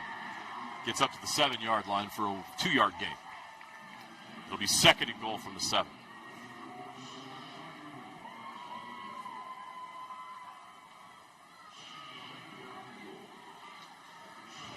Nice. Around the goal line, they do all kinds of different things. It's not like, oh, they're just going to hand it to Fia. It's not like they're just going to throw it. They can do everything. Their playbook is vast here around the goal line. And they seem to liking this 12 personnel, 2-by-2 formation. Graham Livingston in motion. Dowley fakes the give, goes up the middle, fighting for yards. He's stood up right around the 4-yard line. Good job. Picks up 3 yards right there on the QB keep. Good surge by that offensive line. But that play takes a little while to develop because you got to fake the sweep motion right there. And the defense was able to get off blocks and make that play. 3rd down here. This is huge for Green Canyon. You can get out of here with just a field goal or essentially a stop, which I believe Ridgeline will probably go for it on 4th down. But Big third down here for Green Canyon. Livingston in motion. Daly keeps it again. Daly follows his blocker into the end zone for the game's first touchdown. As we say, Nate Daly, to me, like I don't believe I've seen that a lot with this offense, the QB run game, and that's something game plan. I think that's 3 or 4 designed QB runs on this first drive alone, which is huge, right? And Green Canyon's got to know that, like, look, okay, Ridgeline sees that against our defense. That's going to come a lot more in this game because that's not something that they traditionally do. And here, Ridgeline's going to go for 2. That is Daly's 11th rushing touchdown of the season. Came in with 424 yards rushing. Up and over for the 2-point conversion. It is short. No good. Oh, that's interesting. That's significant. I thought he reached that over, but his elbow must have came down. He's frustrated. He thought he got there. Yeah, I would have thought he got that. He jumps here. That's a touchdown. That's the first touchdown. This is a great job here getting into the end zone. But here's the touchdown.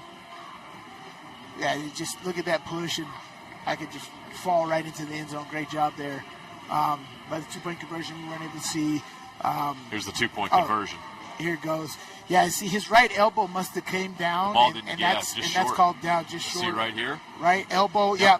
And before great the ball job by crossed Green the plane, Canyon. the elbow was down. Yeah, because there's no wind out here, so that extra point could prove value late in the football game. But, yeah, that right elbow comes down, and that ball is short of that goal line. Good call by the referee right there. Yeah, great call by the referee right there. Good job by Green Canyon. Getting off blocks, making that happen. A semi-short field. You know, it was great field position for Ridgeline to start the game there. So the defense came up with it, 6 points, let out. We'll see if that 2-point conversion comes back to haunt Ridgeline late in this game. It affects decision making, you know, whether to go for it or go for 2 again later, and how your defense or the opposing team attacks you. So Green Canyon did a great job moving the football on that first drive, but stalled. They had an injury and then a tackle for loss, and then they stalled out on that third down. But they were moving the ball. I think they got 2 first downs or 1 or 2 first downs. But Green Canyon's got to stay consistent. It's an 8-play, 53-yard drive, capped off by that Nate Daly touchdown run. So let's see if Green Canyon can answer. It's going to be very important for them to stay connected. Yeah, you don't want to get this lead blown out and be too little too late, right?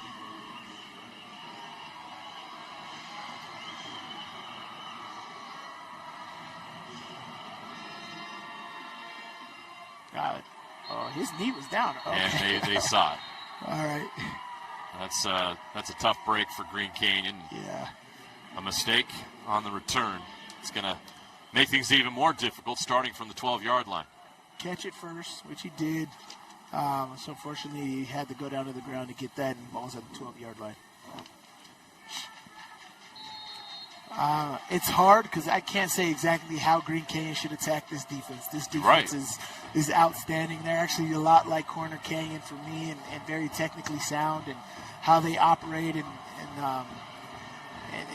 the technique that they take as far as their progressions. It's very hard to attack this defense. Munkle pass. Catch is made.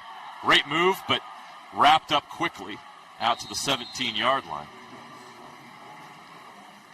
Cody Edelmeyer had a touchdown in the semifinal. Yeah, he had a pretty good game last week, and I'll take 6 yards on first down.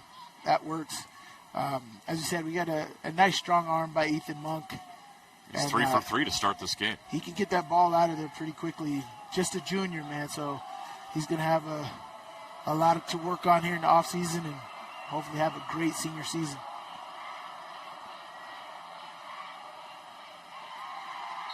Another catch for number 8. Flag back there. Hayden Schramm, but there is a flag on the turf. Face mask on who? This could go either way here.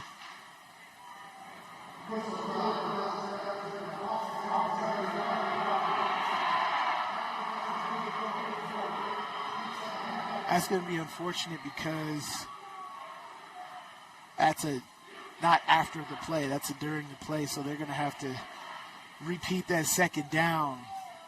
It's only half the distance, though, so it's not a complete 15 yards. Right. About 10 yards here. And, yeah, it stinks for them. So now it's going to be about second down and 13 here. Ethan Monk's doing a great job. They're going to actually have to pump that out route because I think Ridgeline's going to start biting on those short routes on the outside. Empty backfield for Monk. Over the Nice. middle. Oh. Catch is made. Right at the 20-yard line. That'll make third down a lot easier. They're really close to a first down. Really, really close. Actually, he had a couple guys over the middle he could have thrown there. He threw the short one, which is the best. It's right there in front of your face. Easier throw there for the quarterback. Great catch, great operation right there by Green Canyon. And Hayden Schramm has really stepped up for them here. Yes, he has. That's another catch. His fourth of the game. An 11-yard gain. Third down and 2. They're going to throw it right at the sticks. First down.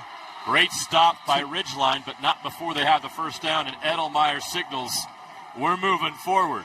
I love it. That's a great catch. As I said, the operation time is awesome right there. That's a great tackle of the catch right there by Braxton Perry. But Green Canyon running the route, the timing of the throw, right? Getting the ball there as soon as he gets out of his route, not allowing the defense to break that up. It's a terrific job right there by Green Canyon. Under 3 minutes left to play in the first quarter. 1st and 10, Green Canyon at the 25-yard line. Monk throws over the middle again. What a catch, one-handed. Hauled it in with one hand. That's number 7 for the Wolves, Parker Lowe. That's outstanding. Not easy to do. You can do it at recess, but when you got full pads on, state championship game, covering it over the middle while defenders draped on you, great concentration by Lowe. That was a really, really good catch. And Green Canyon is moving the football. 1st and 10 from the 36. They'll go to the run this time, up the middle. As I said, it's not going to be easy running the football today, but you have to run the ball. Yes. You have to make sure that defense isn't spread out alongside your receivers. You know, it seems like Green Canyon really wants to hit those nice short stop routes and methodically move down the field. In order to do that, you got to keep those interior defenders inside by running the football, and that's how you do it. So I really like that, and this is where Ridgeline is going to have to adjust. Defense is starting to move up, and that's where you hit them with the double routes, and that deep route is going to come open. It's Micah Jenkins on the carry, 2 yards on the game. Another throw outside to Schramm, another great catch. He got that right foot down. Oh, they're going to call him out. What a great effort by Schramm. The official says no. Oh, no, he didn't get the right foot down. That's the correct call. That is the correct call. I thought he got the right foot down. That was a great throw, great effort. The throw could have been a little better, but you try to make it right where the receiver can get it. But that was a great effort by Schramm, just unable to get that foot down. Tough one for Green Canyon. It's now 3rd and 8. That would have been right at the sticks. Yeah, that would have been first down for sure. Instead, facing 3rd and long against this defense. Monk steps up. Monk with a great move inside. Freezes the linebacker and gets to the first down. What a great run. That's effort. As we said, Ethan Monk is very athletic and do a lot of things with his legs. And very excited to see what he's got against this front seven, right? Crew Jones, Cohen Richards. Great move in the open field right there on an outstanding linebacker. And Landon Perkins, man. Landon Perkins does an amazing job we saw last week. And Ethan Monk makes a miss in the open field. First down, Green Canyon. Now at the 47-yard line. Monk throws it outside. Tries to get over that defense. Cannot complete it. Again, looking for Schramm. It's a safe throw, though. Yeah. Right? Because he tried to throw it a little bit before he was out of his break, and he wasn't sure, so he sailed it a little bit, and unfortunately, Shram couldn't get up and get it. But it's a very safe throw on first down to where the defense definitely wasn't going to get that ball. 2nd and 10. Let's see here. Yeah, Green Canyon's moving the ball. 3 first downs on this drive is absolutely outstanding. Go back to the run. Nothing there. Yeah.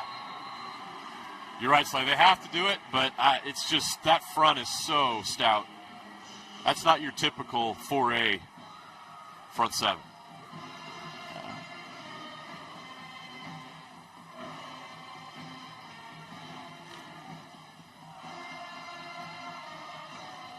19 seconds and counting in this first quarter.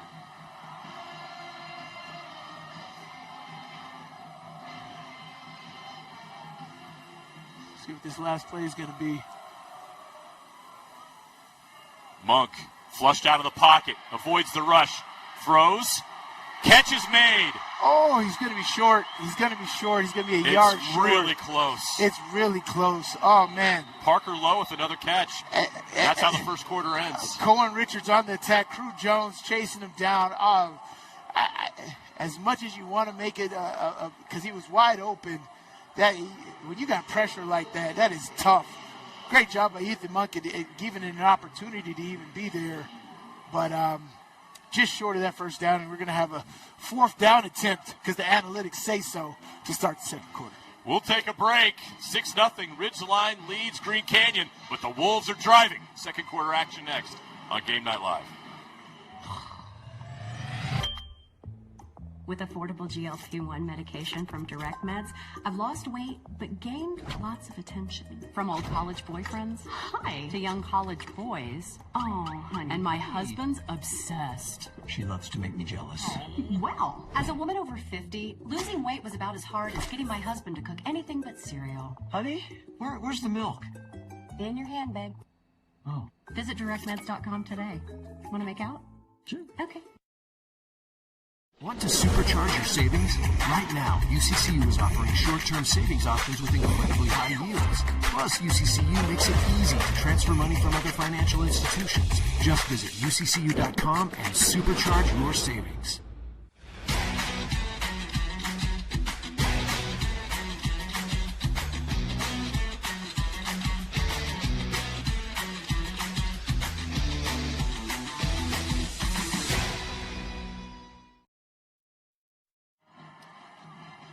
It's going to be interesting. There's a lot of different things from what I've seen Green Canyon be able to do, right? What you can do here for me, I think they're going to do their tush-push, their version of tush-push, but they could go I formation, triple option, fake the dive to the fullback, and speed option or quarterback keep. That would be interesting to do here, but I think this is their quality tush-push attempt here where they've been very successful. They were successful last week with it. Let's just see how they end up here. 4th and 1, a crucial moment in this state championship game. The Wolves need to keep this drive alive. Ridgeline can get a stop and take over at the Green Canyon 44-yard line or better.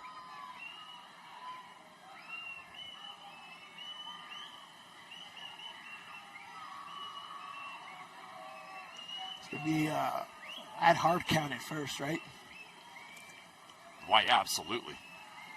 Yeah, Try to draw them off first. That'll make things a lot easier. And yeah, Ridgeline looks like they're in a very bare front right here. Extremely aggressive. Monk takes the snap. They're going to run it. Fighting for yards. He's close. Oh, no. He's close. No, he did it. He did it. They didn't get it there. Ridgeline turns them away. It's a turnover on downs.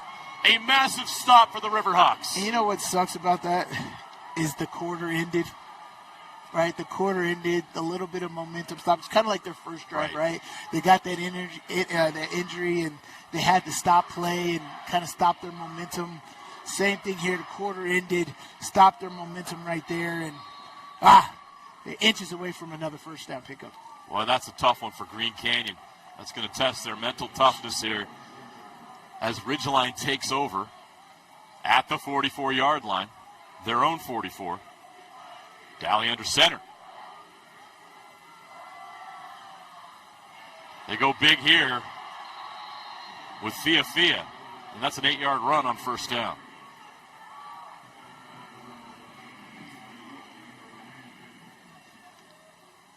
Mentioned Fia in the first quarter, going after that 1,000-yard mark.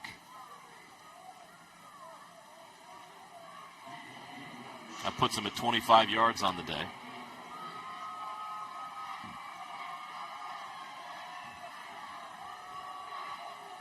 He needed 46 coming in. We've got flags. False start.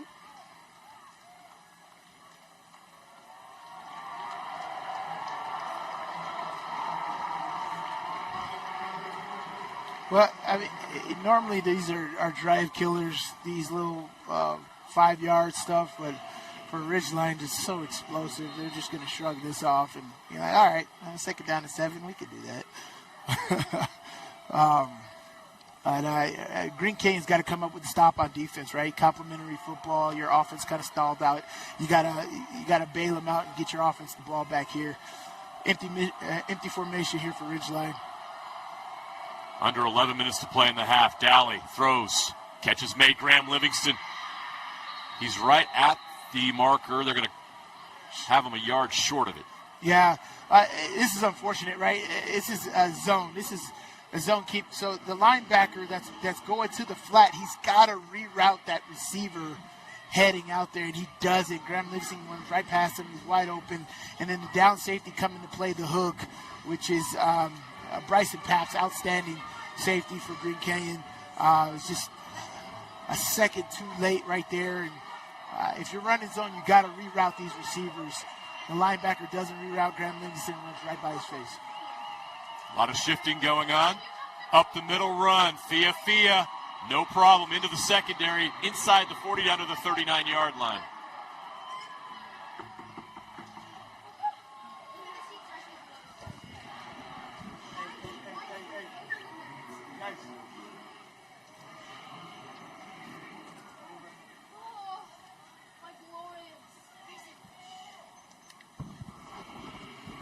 So 9:52 and counting on the clock. 1st and 10 from the 39-yard line.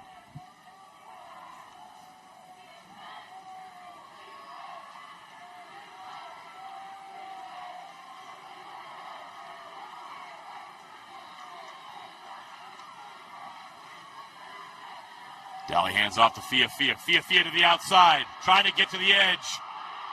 Finally taken down, but he's inside the 30-yard line. Paps on the tackle again, but another big gain for Fia. I'll tell you somebody that wants 1,000 yards. This guy, I'd say he's going to play a major factor in the role today. That's an outstanding run right there on first down. Gets there, lowers his shoulder at the point of attack. Picks up 9 yards. Well on his way to his 1,000-yard mark. One more carry will do it. He's at 42 on the day. Well, plus he gets a needed one more yard there. Thought he'd get more than 2. Yeah. Actually needed 4 more. So we'll wait on that. But yeah. Great job by Green Canyon getting Forcing a stop third here, down. forcing a 3rd and 2. Right.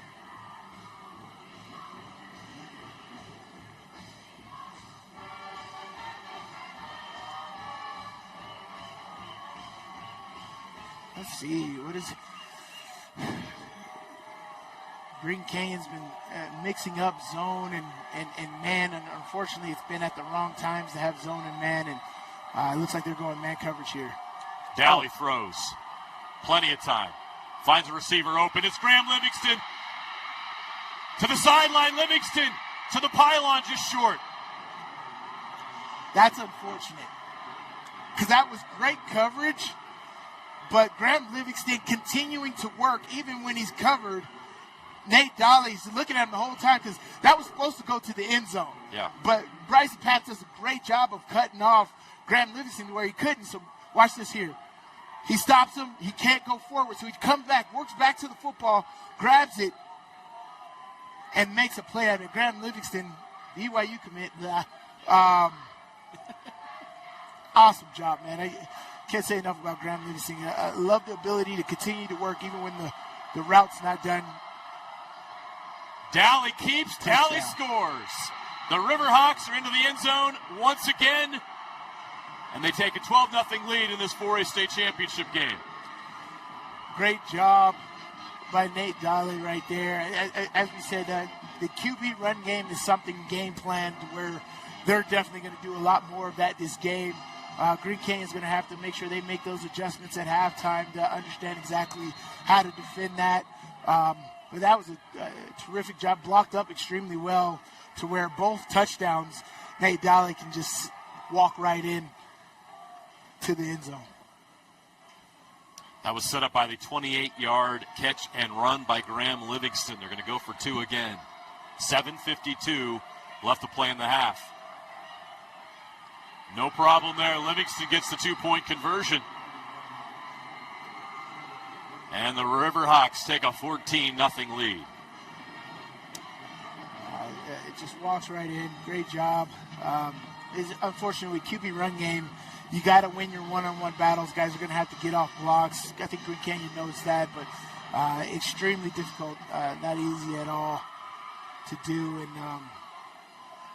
just great job by Ridgeline.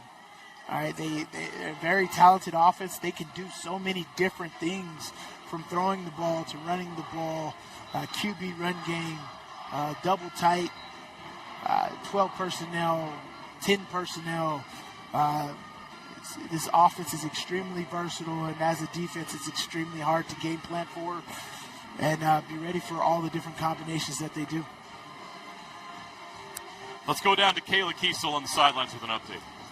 Yeah, I spoke with Ridgeline's head coach before the game about Graham Livingston and his leadership on that team, and he said he is one of the most talented, hardworking kids I've ever coached, but he's actually kind of shy. He said he doesn't talk much. He keeps his head down, and he works and works.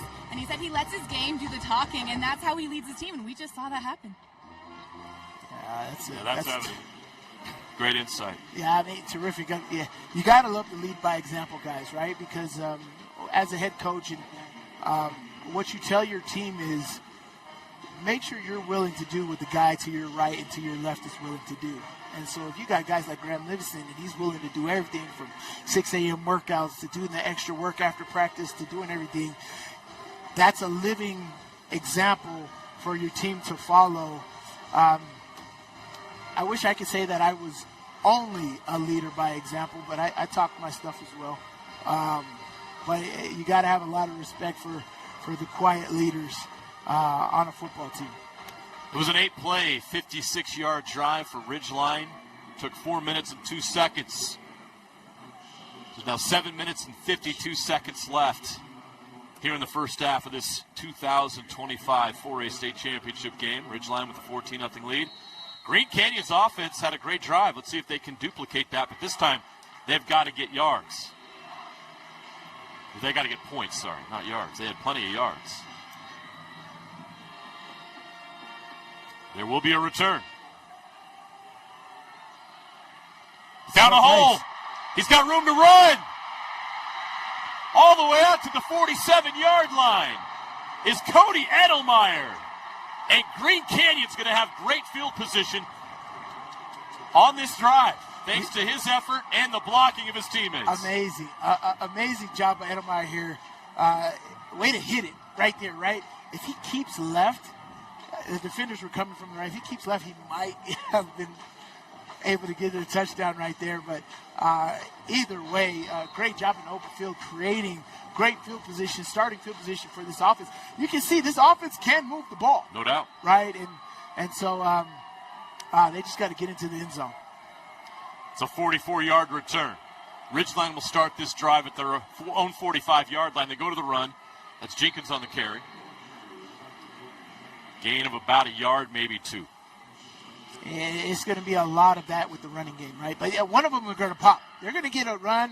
It's a basic zone play that's going to end up popping for about 12, 15 yards, but they got to keep at it. They got to keep mixing it in. The problem is they can't keep doing it specifically on first down, specifically on second down. They got to mix it up from when they do it from the running pass, which they're doing. They did it on first down. They've been doing it on second down. So Ridgeline's just got to stay consistent. 2nd and 8. Monk will throw it over the middle. That's been open. Wow.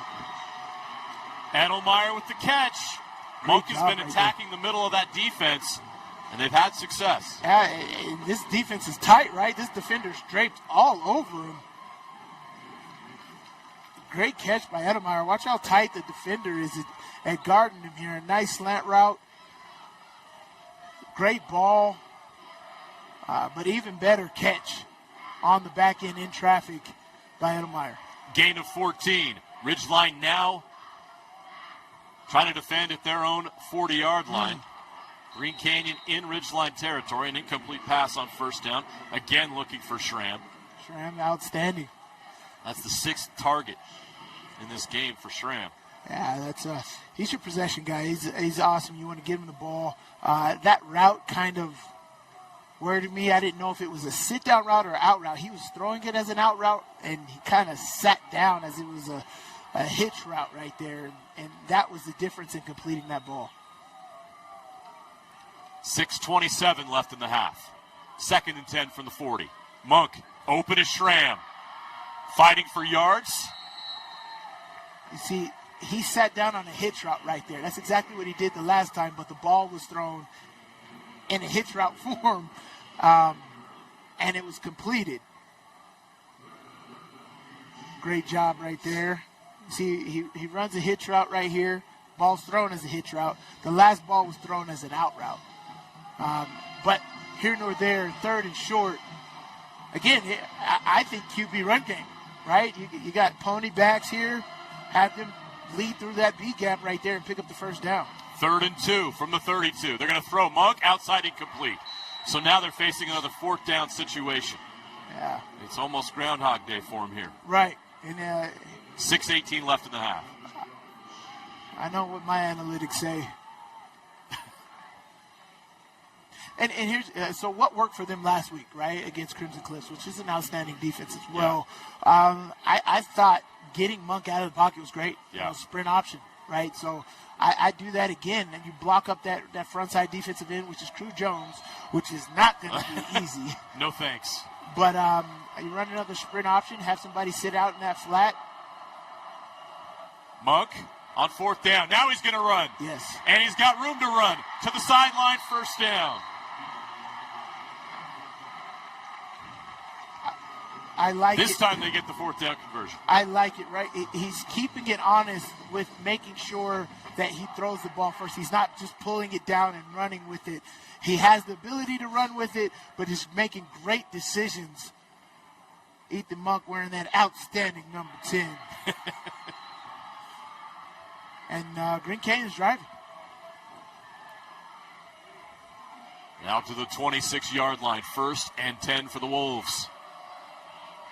Back to the run. Jenkins up the middle, fighting for yards. They're not going to go away from that. No, you can't, right? And so last drive they were doing the run play on 2nd down. They're doing the run play on 1st down here. Again, let's try this sprint option, right? But you got it. The key to the sprint option is blocking up Crew Jones. You got to block up Crew Jones. And ultimately, what you can run, you can run that sprint option that way, but the guy that blocked Crew Jones does a leak out to the backside. Here's that sprint option right here. Rolling right. Monk will turn it up, and he meets a wall of linebackers and gets nothing. He's actually going to lose 2 yards. Outstanding job. They pulled up the sprint option on the front side, which is what you want to do, right? Pulled it up here, but on the backside, the coverage was outstanding. That was a perfect route for sprint option, right? But watch these linebackers sit in this zone. He's not able to complete this ball. This receiver has to sit down and work back to the quarterback so Monk can see him. He keeps fading to the outside, and Monk doesn't throw that ball. Now it's 3rd down and 10.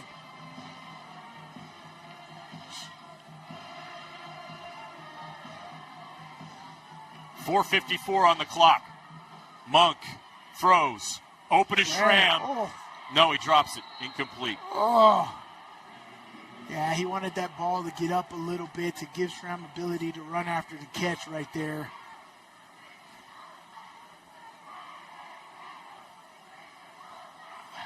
Yeah, even if Schramm had caught that'd give a better opportunity to tell the analytics to see what you want to do here. But see if they can make a 50-yard field goal, 53-yard field goal here. And they're going to bring on the field goal kicker. Or, no, 43, sorry. Oof. Tanner Holt, who made a very important kick last week, which turned out to be the game winner. So from 43 yards to put Green Canyon on the board. And now we got a timeout by Green Canyon.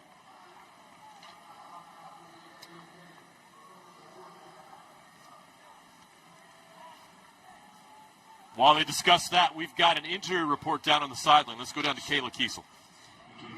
Yeah, number 0, Bryson Pabst. Last possession came quietly off the field and actually collapsed to the ground. He had taken a strong hit and he has a group of medical professionals around him right now as he's on the ground. They have him in a neck brace, and they're saying it's looking like a neck injury. It's been confirmed by the athletic trainer that he will not be able to return to the game. He is going to go get some medical attention, unfortunately. Kayla, thank you. That's a huge injury. Huge. And we want to wish Bryson the best. His day is over, and that's just heartbreaking for him and a big loss for this Green Canyon team. He's one of the key players on this team, if not the best overall athlete on this team. Oh, yeah, playing on both sides of the football. And we know his impact from last week and what he was able to do in those key moments against Crimson Cliffs. And, yeah, man, I only pray for the best. This is one of the worst injuries you want to get as a football player. And Bryson, outstanding athlete. Wish you well, my man. Just tough news for Green Canyon. Already dealing with adversity here.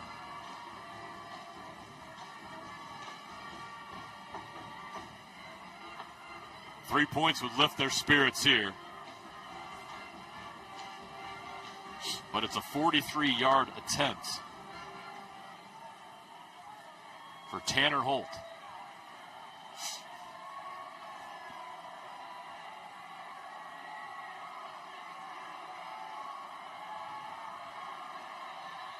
There's a discussion going on the sideline. Coach Tau Ely has been talking to the officials. So everyone was lined up to go, but there were no officials underneath the goalposts. So it looks like we're set now to go here on 4th down.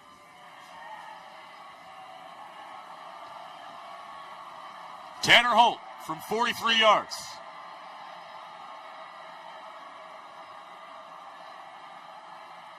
The snap is clean. It's blocked. Ridgeline blocks the field goal attempt. Cohen Richards. Whoa. What a push through that B-gap. He had, oh my gosh, pushed through this B-gap right here by Cohen Richards, gets his arm up just in time and blocks that kick. Great effort. Cohen Richards, number 3. And that highly increases your odds of winning games when you can block a kick, right? That's a morale boost and energy drainer for your opponent. And now here, this is where Ridgeline wants to, take you out to deep water and see how well you can swim. So Ridgeline takes over at their own 25. Daly to Fia. Fia fighting for yards past the 30-yard line. That there, folks, gives you They're going to mark him right at the 30.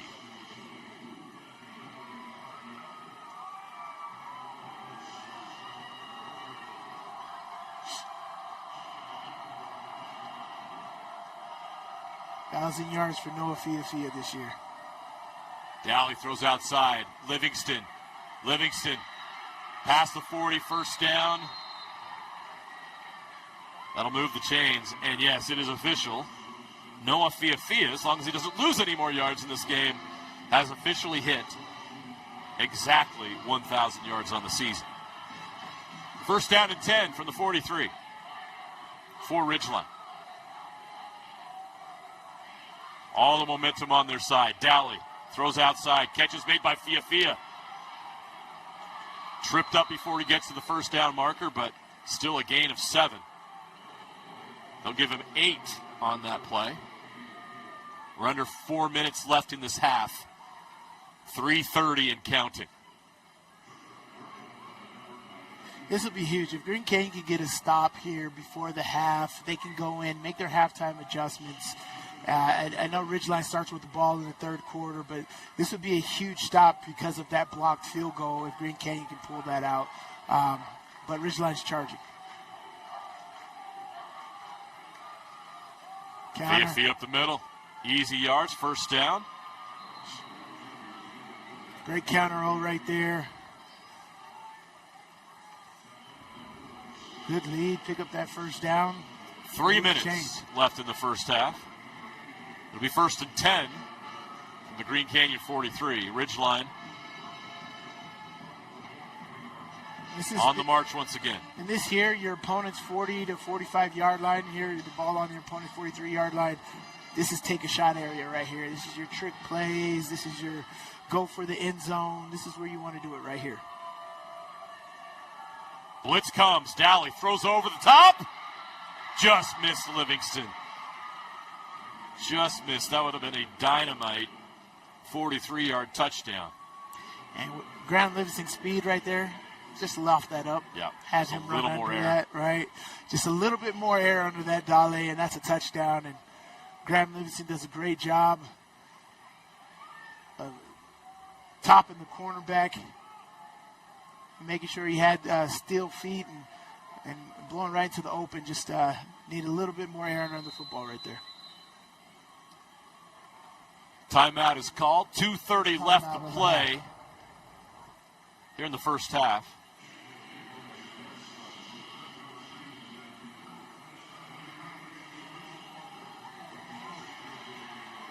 Both teams with 2 timeouts left.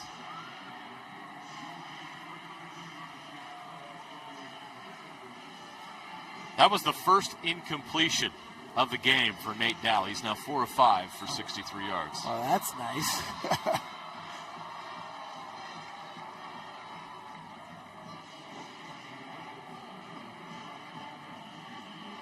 Both teams coming back out on the field with 2:30 left in the half. It'll be 2nd and 10 for Ridgeline from the Green Canyon 43. Fans traveled well for both teams. Student sections well represented. Great atmosphere at Rice-Eccles Stadium for this 4A state championship game. Dowley, play action. Throws over the middle, wide open. Plenty of room to run. Hunter Knighton all the way down to the 10-yard line. Hunter Knighton had a big game last week, too. Yes, he did. And both sides of the ball. Yeah, another one of those guys that plays both sides of the football right here. But this was my favorite route in high school. I was a slot tight end and just a nice over route. You get lost in the defense right there, and the quarterback has enough time to find you. It's big play every single time, and Hunter Knighton does a great job right here of finding that open area on the field. But, yeah, just a nice over route. You got to run. Where's your track speed at? Get out there. 32-yard gain. Fumbled snap. Dowley picks it up. Going to make lemons out of lemonade here. Make lemonade out of lemons here. And he does a great job all the way to the 5-yard line. That was wild. Yeah, I mean, that was almost disaster for Ridgeline. Fumbled the snap at the line of scrimmage. That's hard. And then able to even still fake the reverse and then get 8 yards. That was impressive there by Dowley. So it'll be 2nd and 4. They can't get a first down at the 1-yard line. Under center is Dowley. Reverse. Wide open. Graham Livingston walks into the end zone for another Ridgeline touchdown. The Riverhawks are rolling here at Rice-Eccles Stadium. Yes, they are. Outstanding job right there by Graham Livingston. Great play design right there. And honestly, when you get that formation, you got to understand something like that is coming. Follow those pullers. And But Graham Livingston has the speed that it doesn't matter even if you notice that play. That was wide open. That was great. That was blocked up. Great play design. They must not be without a kicker today. They're not even trying to attempt a extra point. They're going for 2 every time. Daly will throw Touchdown. On the 2-point conversions. Tipped. Great job by that Green Canyon defense. Ridgeline now 1 for 3 on 2-point conversion attempts. All right. Great play design there. Speed to the end zone. You're not going to catch Graham Livingston. No, you're not. You're not. And you got to have a beat on that play. And there's a lot of technical things from a lot of different people that you got to have right in order to stop that play right there. Great job by the offensive line at understanding leverage and blocking your guys the right way. And that was just it was an amazing effort, but the play design was just something that's very hard to defend. Technically, that is a touchdown pass. 5 yards to Livingston. 8 plays, 75 yards on that drive after the blocked field goal attempt. So Ridgeline is in command here, 20-0, with 1:04 left to play in the half. JJ, you could throw that touchdown pass. The way my shoulder feels these days, I don't know. Hey, just granny shot. You got granny shot. You could have picked. A little Rick Barry action. Maybe yeah, I could do that. Rick Barry passed that right to Livingston. Awesome job.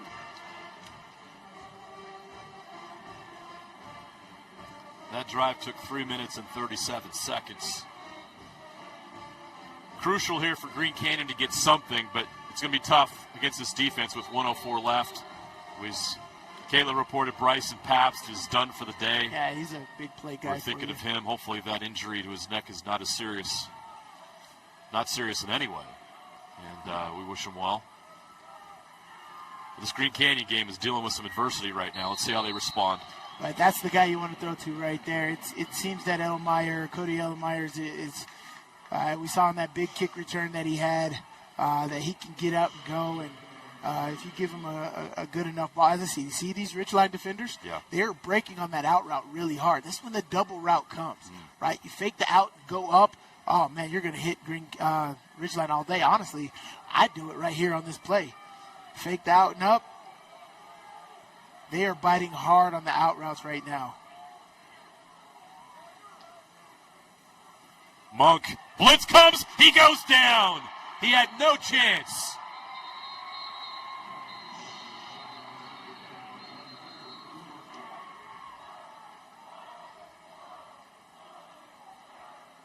That is Jet Jensen. Their second charge timeout on the half. On the blitz. Number 18.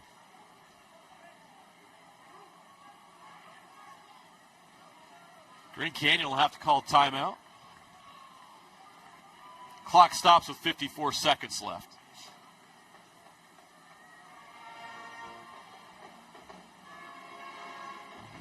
So all the yards on that first down completion are gone. Back to the 20-yard line, facing 3rd and 11.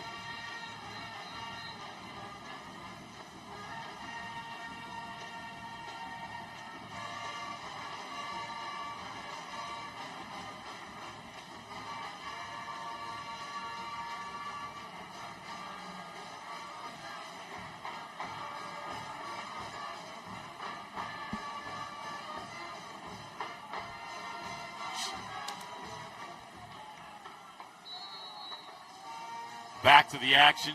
Ethan Monk, empty backfield. 5 receivers. 3rd and 11 for the Wolves. Monk gets out of the pocket, throws. Nice effort with the catch. Edelmeyer comes back and gets it. That'll move the chains. The clock will stop temporarily until they get the chains set, and then it'll roll. It's rolling right now. We're at 40 seconds and counting. Right. I mean, this looks a little bit more efficient than we saw last week from Green Canyon. I thought that their 2-minute offense wasn't something that they do, but they were able to get set up right there. Call timeout if I'm the coach. They have to call another timeout. The catch is made. You got 2 timeouts. I'd call timeout right here. Carter Perry on the catch. Canyon their second charge time of the half. It's a 14-yard gain. 26 seconds left in the half.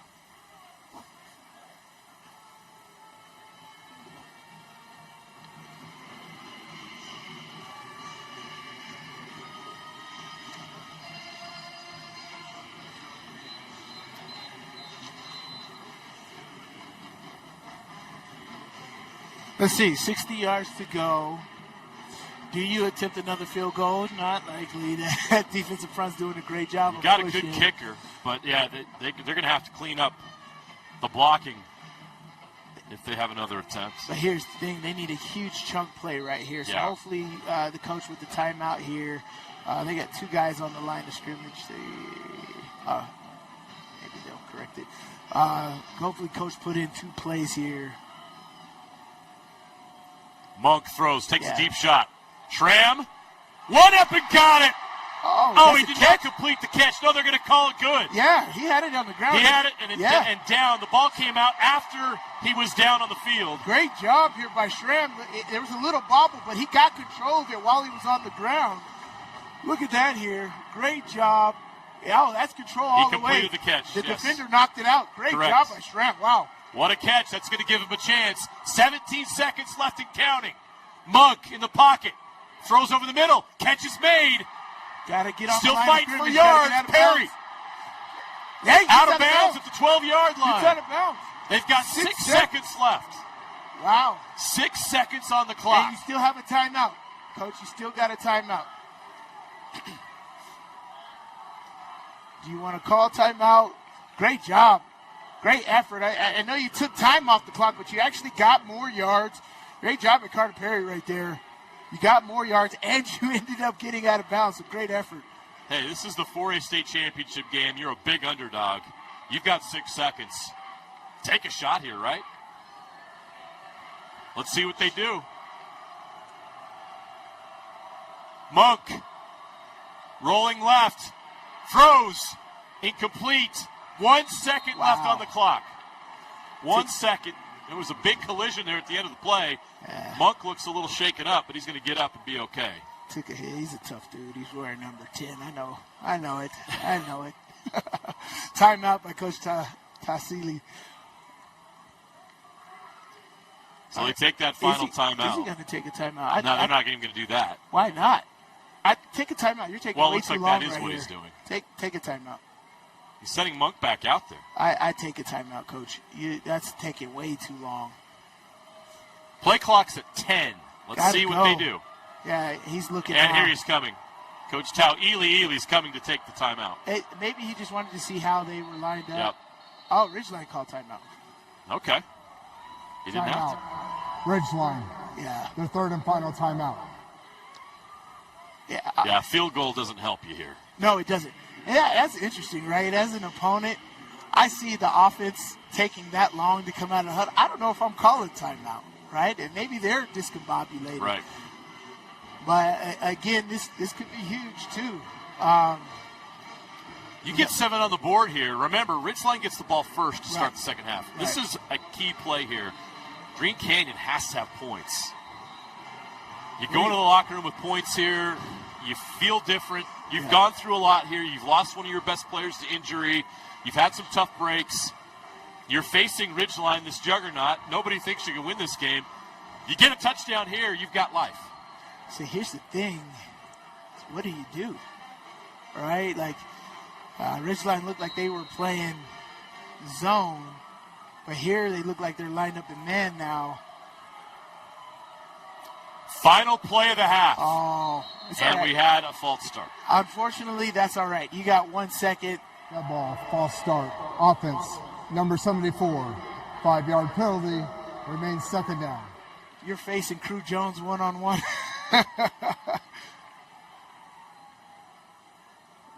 Yeah, you're...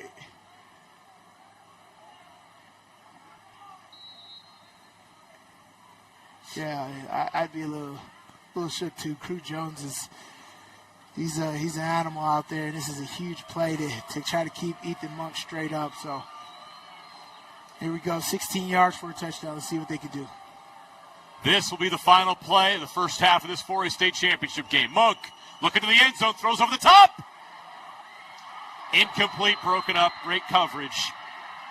And Ridgeline with another big stop. This one to end the half. I actually like the play. It was a great design. You bring Schramm in motion, run a corner route. Yeah. Let's go down to Kayla Kiesel on the sideline.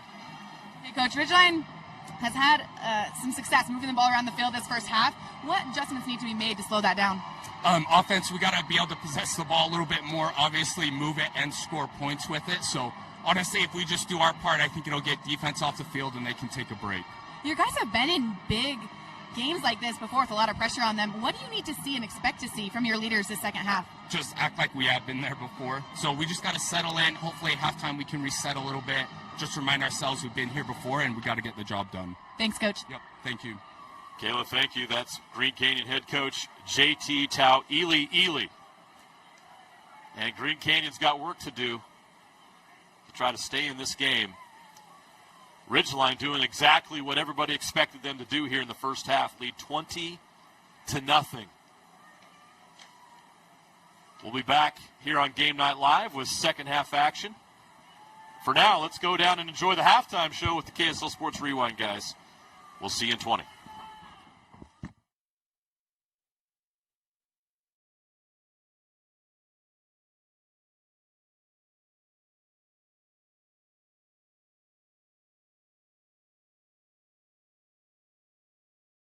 All right, welcome into our 4A halftime show. Dane Stewart, Moose Bingham, Jeff Hansen here with you. 20-0. Ridgeline leading Green Canyon at the break. Gentlemen, your thoughts of our first half. As we have a look here, the Relight highlights. Check out redmond.life to get your order of Relight. If you're looking for electrolytes, and use the promo code KSL10 for 10% off your order. Honestly, I was very impressed with Green Canyon, how they came out. It's just the little things that have been making the difference. And Ridgeline has definitely done the little things right in this game from what I've seen so far. Yeah, to me, the story of this first half was Ridgeline finishing drives and Green Canyon coming up just short. Green Canyon's moved the ball well. Yeah. They've moved the chains. They've had opportunities. You know, they have a 4th and 1 in their first drive. There's a blocked field goal. Then right here before the half, the touchdown comes up short. They end up not getting any points on the board. You finish those drives, all of a sudden this is a completely different game. And then on the flip side, Ridgeline hasn't let an opportunity slip through their fingertips. They've converted on every time they've got the ball. We talk about this. We look here at, again, these first half highlights, and that was the 4th down stop. That was big. I like the decision to go for it there. You're trailing. You're trying to get some momentum going.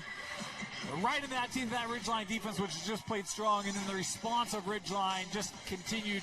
You guys talk about it feels like cashing plays. Jeff, you made a comment. It feels like they're in 2nd and 1 every play. Yeah, it feels like Ridgeline is winning every single first down and setting up these 2nd and shorts. And then when you have that, you can do anything you want.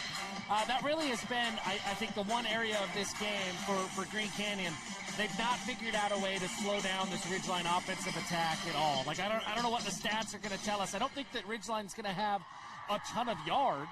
But in terms of available yards that they could have gotten because they have had short fields and things like that, they've picked up 100% of them. Green Canyon they got to find a way. Starts up front, but they got to find a way to slow down that first down rushing attack and make make Ridgeline work for it a little bit. Yeah, Ridgeline, it hasn't been one guy either. It's been Fiafia, it's been Cooper Clark, it's been Dale, it's been Livingston, it's been everyone. And that's kind of the nice thing about Ridgeline is it's a group effort all the way, defense, offense, and special teams. It's a nice 4th down conversion there by Monk, able to keep the drive alive. They'd go for the field goal, and then, man, they've left points on the field. Obviously, you leave 3 on there. Great penetration up the middle there by that Ridgeline special teams group. And then obviously, right before the half, last play of the half, they're going for 6. Again, I like the calls. Jeff, you said they're moving the football. They just haven't been able to convert on their drives. And that Ridgeline D, they've done a nice job of making stops. They've had really good penetration. They've got some pressure on Monk. Even when he's getting the ball away, he's doing so under duress. And haven't really been able to get the ground game going. That Ridgeline defensive line that we talked about, it has been so good today. They've been great. I think that the thing that they've done such a good job is free things up for their linebackers. Number 6, Landon Perkins, he's been everywhere. Super impressed with him at that Mike linebacker spot on that big 4th down stop there in the first quarter. It was Landon Perkins. He had that play diagnosed. He knew the gap they needed to fit through. He was there in a hurry, and he's been making the entire game. And it starts with those guys up front. The offensive line clearly has to account for what the Ridgeline defensive line is doing. Those linebackers, they got to figure out a way to account for those too. Monk has done a great job finding the soft spots in the zone, though.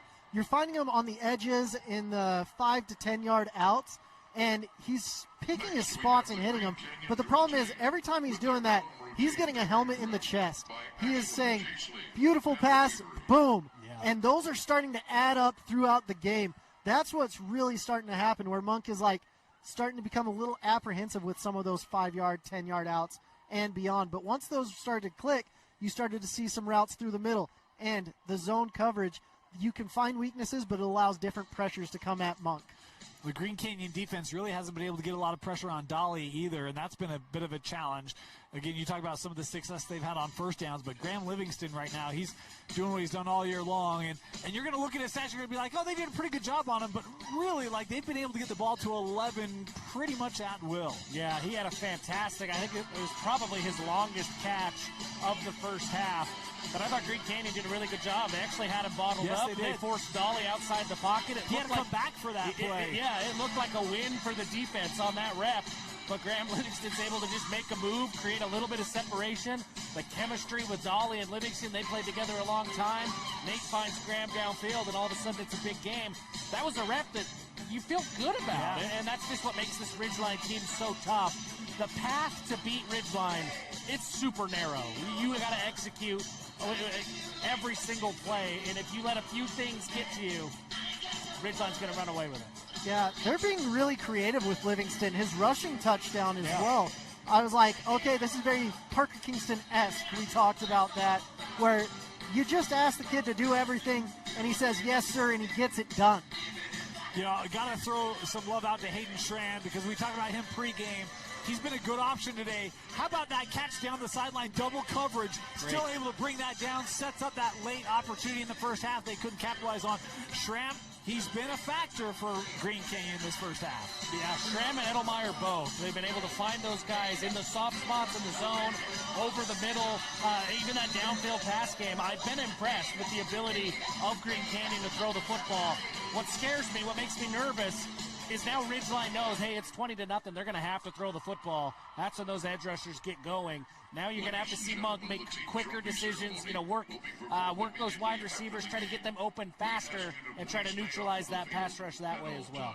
Yeah, if we thought they were a pack of wolves coming into the stadium this morning, you're probably going to see something really different for this second half, because they're going to have no regard for the run game whatsoever. And if it's just pass game on if you're a defensive end. I mean, you're going to see Crew go in there and do what he does this next half. It's where I feel like that 4th and 1 conversion that, Ridgeline stymied, why that was so important. Because that game is 6-0 at that point. You've been able to get some first downs. You're right at midfield. You feel like, if we get this, we can keep the momentum going. Green Canyon's done a great job with clock management. Moose, you talked about a father time on their side, right? They've done that. They've done a really good job of that. That stop, and you give Ridgeline a short field that they're able to go capitalize on. Now it's 2 possession. Now you're chasing. Yep. Right, whereas before it was like, okay, we're kind of able to manage this. Okay, if we can get some points, and even close out that half. Okay, 20-0 is different than 27, right? Different than 2010. Just some opportunities they haven't been able to close out. We're going to take a quick break, and then we will come back as we talk about potential adjustments and keys for the second half. You're watching the 4A halftime show on KSLSports.com. For the KSL In-Depth, football has historically been a men's sport, but more and more we are seeing opportunities for women to play. Enter the Utah High School Girls Football Association, which will allow girls from 8th to 12th grade to play flag football.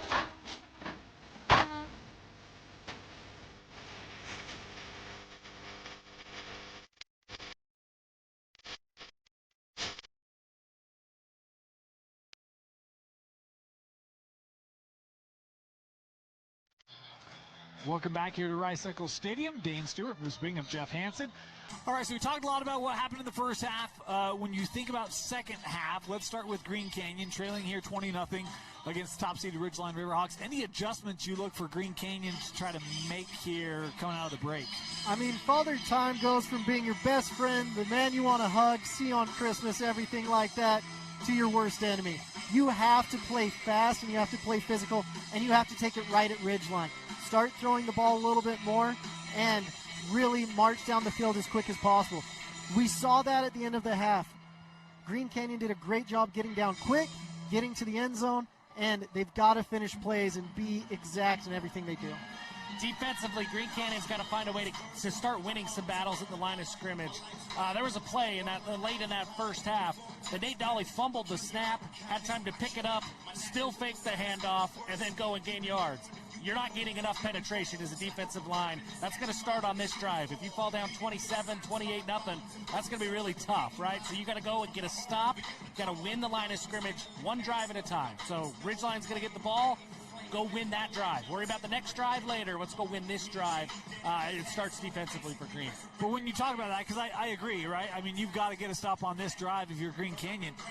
They can't afford to bring more pressure than just bringing 4, right? I mean, you've got to respect the downfield threats of Ridgeline here. So that really is just like, hey, guys, like, you got to find a way to get some more success against that stout front of Ridgeline, right? Yeah, you got to give them different looks, whatever it is. Try to make Nate Dolly think a little but longer than he has had to think so far in the first half. Whether that's different pressure, whether that's disguising the coverage in the back end, whatever that looks like, you got to do something. And then you got to slow down Fia. Ridgeline doesn't have to run the ball, right? But they are tonight.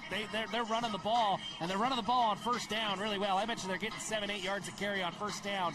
You just got to find a way to get some stops. And I think you're right. You can't afford to just go all out and sell out on all your pressure and everything. But at some point, you got to win some one-on-one battles, and that's the message that the Green Canyon coaching staff is delivering to their players right now is go win some of these one-on-ones, make that big play, be the guy that makes the play that sparks the change in this game. Yeah, JT has to roll the dice every once in a while, and this is the time he has to. Bring 5 on a couple different pressures, bring a linebacker from somewhere, and if you can get Dolly to have even an inkling of pressure, I mean, his jersey is about as clean as when it came out of the wash. We have to make sure that he has some pressure on him tonight. Hasn't even rained yet to keep that jersey nice and clean here in our 4A championship game. For Ridgeline's offense, they're feeling pretty good, right? Been able to move the ball. Everything's kind of working. Feel like there's anything just like, hey, guys, we just go play another clean 24 minutes? Yeah. Said, hey, we've played a clean 12.5 games so far. What's 24 more minutes? I think that's the message. Just keep doing what you're doing. I mean, let the kicker play. I'm sick of watching these 2-point conversions. It makes me sick to the stomach. Come on, you guys. Well, I will say this. There is a message there, and it's not just a message for Green Canyon. This is how Ridgeline plays. Yeah. They're aggressive. And even Green Canyon gets that ball, and it's 20-0, and they're back in their own end. Ridgeline's calling timeouts. Inside a minute, they're like, yeah, get us the ball back, man. Let's go make it 27. Huh? Like, they are chomping at the bit. And you hear the term dogs all the time, right, in football, but, like, this is an aggressive team. It's an aggressive mindset. It's been that way all year. And I think, we talked about it in the pregame. A lot of that comes from some of the results from the last couple seasons. This year wants to be different for Ridgeline. It looks like they're coaching differently, they're playing differently, and they've done it all year. There's been a bee that's been flying around this table since the pregame show started. He's attracted to this green. He just keeps going. It's just because you're so sweet, Jeff. Whatever it is, it's freaking me out. I don't like it at all. He comes and he pops up, scares me. I'm too jumpy to be having bees flying around. It's November, for crying out loud. Well, even Mother Nature, the bees, everyone knows, they're trying to pick Ridgeline as well at this point. Little late to the boat, but Ridgeline has played a very clean half. They've done so many good things, and I think they're going to continue that into this next half. Anything you guys look for early? Ridgeline getting the ball in the second half. Do you expect, will we learn a lot first drive or two, or? I think in a normal game, when you're not playing against a juggernaut with that mindset that Ridgeline has, I would say, hey, they're probably going to try to look to bleed the clock out, get the run game going. I just don't think that's really what Ridgeline's DNA is. I think they're going to continue to come out. They're going to do what they do, what's gotten them here. It's going to look pretty similar to the way it did in the first half. If they get to the fourth quarter and they're up big like they are right now, then maybe you start to see some adjustments. But I don't expect any changes from Ridgeline. I think that gas pedal's still all the way down. I think they've learned their lesson throughout the year to say, hey, we're not going to let people come back on us. And we've seen that plenty of times through the playoffs where they're like, going into the third quarter, let's do this. And it's like, no, keep playing our game, keep doing what we need to do so that we can secure this state title and get what we need for the game. And I think I meant more for Green Canyon. I mean, like, they're going to be on defense, right? How important is their first defensive drive, first offensive drive here in the third? If they want to win, it's imperative. Yeah. I mean, that's all they have to do. They have to win the line of scrimmage. They have to get a turnover. They have to do something that Ridgeline isn't prepared for. Get some confidence, if nothing else. Let your defense say, okay, we've done this before. Let's do what we did on the last drive. So far in that first half, they haven't been able to say that. They haven't been able to get Ridgeline off the field. Go and get a win for your confidence for the rest of this game. I think, Moose kind of briefly ran past this, but turnovers. They've got to force turnovers. Yep. It doesn't matter if it's fumble, interception, whatever. They've got to get it. I'm going to say 2. Got to find a way to get 2 turnovers in the second half against a team that doesn't turn it over a lot. Players coming out on the field for warm-ups. We're going to give you a minute to go get your lunch as second half coming up right around the break. Back to JJ and Sly for the 4A state championship here on KSLSports.com. Welcome back to the booth here for a state championship game. Let's go down to Kayla Kiesel, who's standing by with Ridgeline head coach Travis Cox. Hey, Coach. Your team gained some offensive rhythm quickly in the game. What needs to happen to continue that? It was a weird half because usually we start with the ball, and so not to have it was a little bit strange for us. But it was good to get some scores. I think every possession we scored. So we just got to keep doing what we do, run it when the run game's there, and try to hit some passes.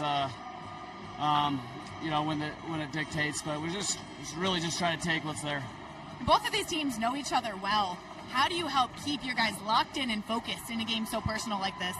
At the end of the day, it's our final 2 quarters. And, the most important thing is to go out and play your hardest, know that this is the last 2 quarters you get to play for all the marbles, basically. And so, really just got to have some fun and stay focused and just go win the game.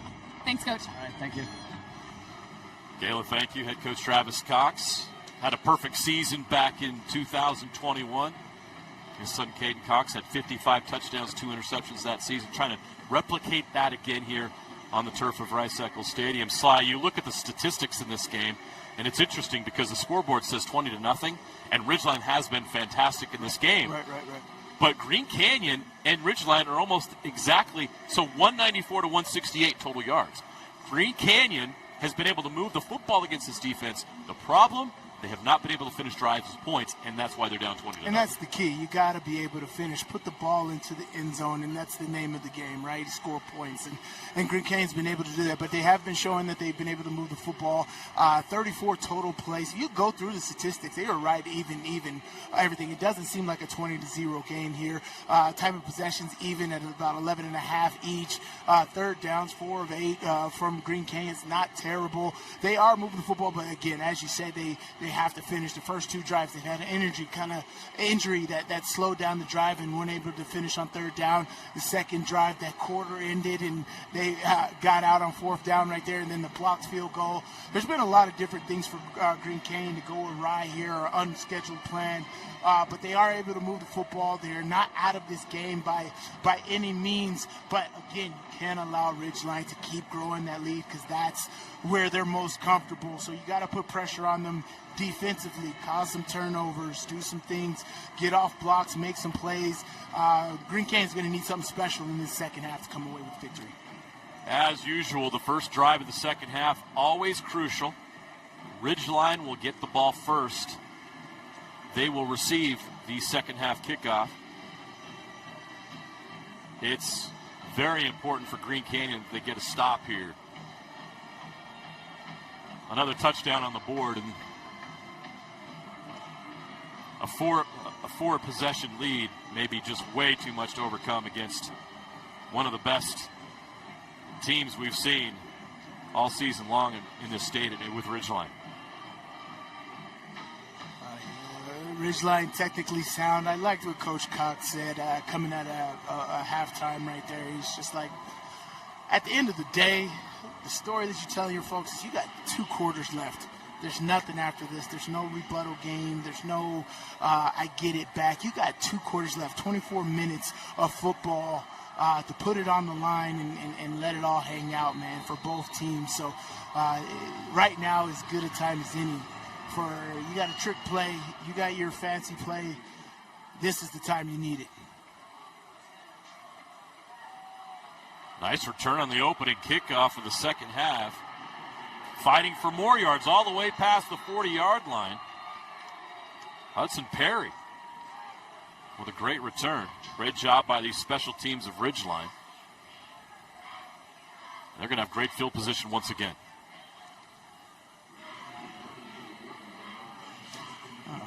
Great job at the 40 at their own 41-yard line. Makes it a lot easier, 59 yards instead of 80 yards to go.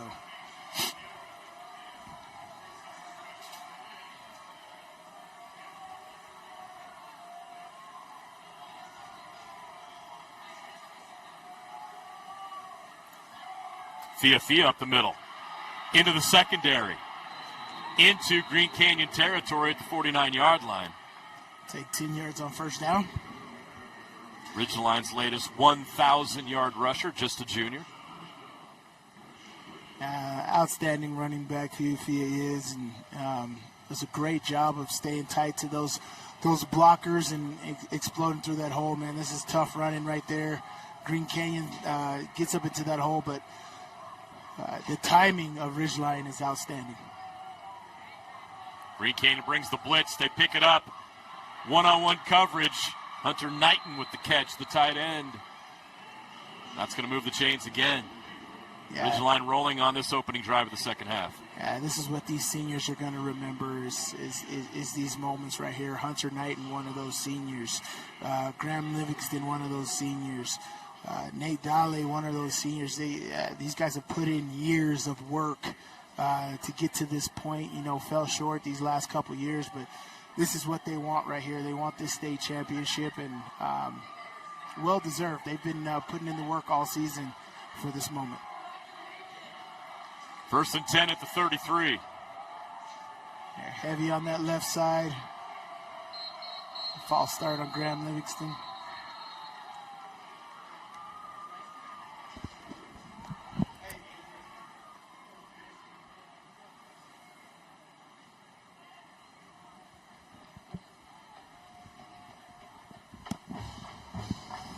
Delay game, offense, 5-yard penalty, remains first down. 5 yards on the penalty.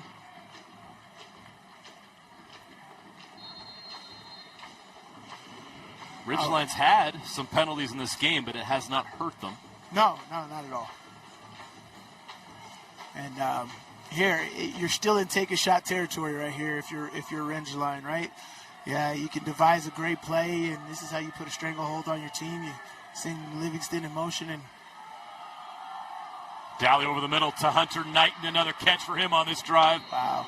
He's been outstanding at that 16-yard gain, and now this.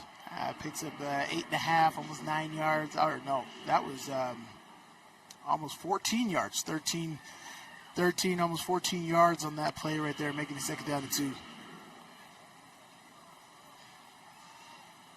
Hunter Knighton is the leading receiver today for Ridgeline. Graham Livingston's like, not today. I'm decoy. A little competition here between Livingston and Knighton to see who's going to be the leading receiver today. And I'm sure we'll hear from Livingston here in a moment. Neither of these guys care. With Fia in the backfield. Fia. Yeah, great has job. The first down. Yeah, Graham Livingston and these guys, as far as competition goes, that's what you want. You want nice inter-squad competition, but I think Graham Livingston's got his numbers for the year. And honestly, his high school career, terrific receiver, and Hunter Knighton's just putting on a show today. Yeah, Hunter Knighton, 4 catches, 77 yards. Nate Dalley's 9 of 10 for 136 yards and a touchdown.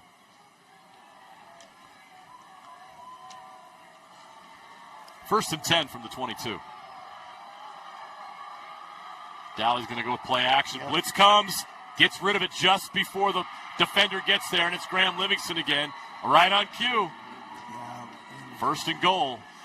He now for has the Riverhawks. a 1,500-yard, 20-touchdown season. Wow. Great job.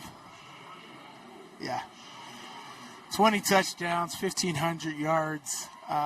His name all over the record books. Outstanding receiver. As you see on that two-point conversion, they lined him up at tailback. And, yeah, normally that's an imposter in the backfield, and he could take it off tackle if you need him to.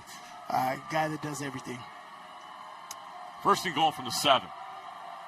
Coming up on 8 minutes left to play in the third quarter. Dowley rolls left. Looking to the end zone again. Dowley into the end zone for another rushing touchdown. His third of the day.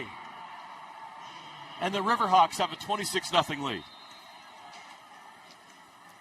And that's unfortunate because Green Canyon actually had that bootleg guarded really well, but Dowley able to get out of the containers way right there, and in his wide open spaces gets into the end zone. The Green Canyon defender shaken up on the play at the goal line.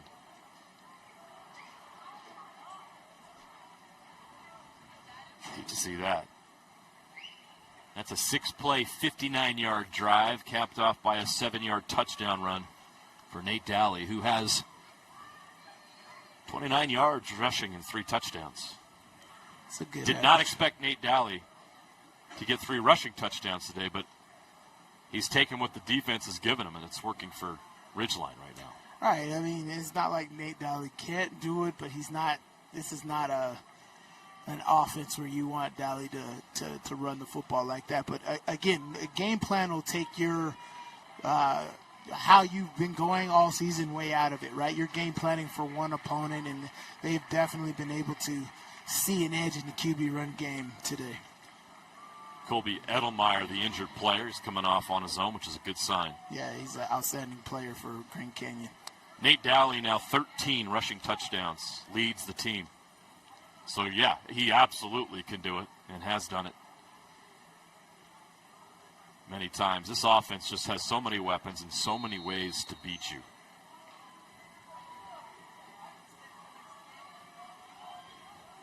Another 2-point conversion attempt.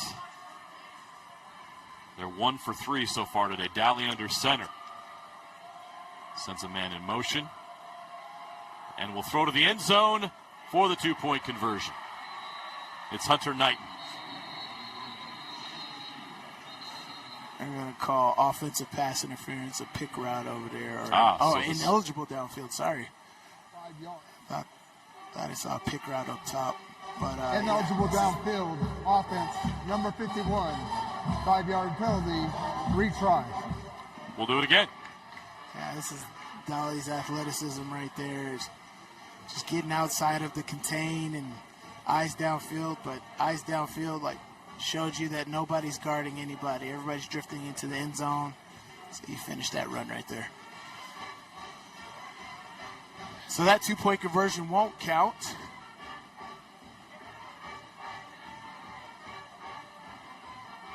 See, they substitute here.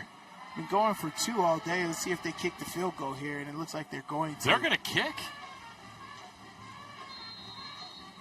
Let's see if there was a reason they were going for 2 all day, or can they actually kick this field goal?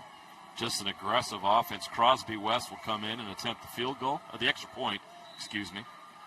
And it's good. And he can definitely kick it, so they just wanted to go for 2. Ridgeline with a 27-0 lead here in the 4A state championship game. They are 20 minutes away from their second state title. Let's take a trip back in time now to 2021. Kind of feels like deja vu this year. That team in 2021, also a perfect season. They played Dixie in the state championship game. Caden Cox had himself a day. They were really impressive. The amount of stats they put up in that game, everybody was involved. You saw Stratford Simmons with 5 catches, 92 yards, 2 touchdowns. Noah White, 20 carries, 209 yards, and 2 touchdowns in that championship game. And, of course, Caden Cox, what a year he had. 5 touchdowns, 355 yards in that championship game. And Ridgeline won their first state title, and they completed a perfect season, 13-0. And here today, they're hoping to repeat history. They have a chance to go 14-0 this year and win another state title. Their quest for perfection is almost complete. That was quite a team Ridgeline's a relatively new school, as is Green Canyon, but that really set the tone for this program, and Coach Cox has done a tremendous job with this program. And this senior group, we saw them as freshmen, Sly. We saw the talent. He had freshman starters on this team, and we talked to Coach Cox 4 years ago about his kids. It's like, why are you starting all these young kids? They were good. They were really good, and we're seeing what they've accomplished during that 4 years, and it's been a remarkable run for the senior class at Ridgeline. Oh, yeah. They've been to the turf every year, man. Hasn't came away with the last couple of years. Crimson Cliffs has held that title, but here with a 27-0 lead right now, they are definitely well on their way to achieving that. And that's just speaking to the program of Ridgeline and what they've been able to put together here in just such a short amount of time. Yeah, since that time, Desert Hills won the championship in 2022. Crimson Cliffs, after falling short in 2022, won back-to-back state titles in 23 and 24. That classic state championship game last year, the comeback against Spanish Fork, that people will remember for a long, long time. And then, of course, this year now, Ridgeline is back in the state championship game, trying to claim their second 4A state title. Green Canyon in their first state championship game. 8:05 left in the third quarter. 1st and 10 from the 20 for Green Canyon. Tipped away, almost intercepted. Nice play. Cooper Clark right on there. defense by Cooper Clark. He was a flat defender, kept his eyes in the backfield and able to knock that ball down. Great coverage right there as you're heading towards the flat. He's got to get his hands on that and catch that, take that all the way to the end zone.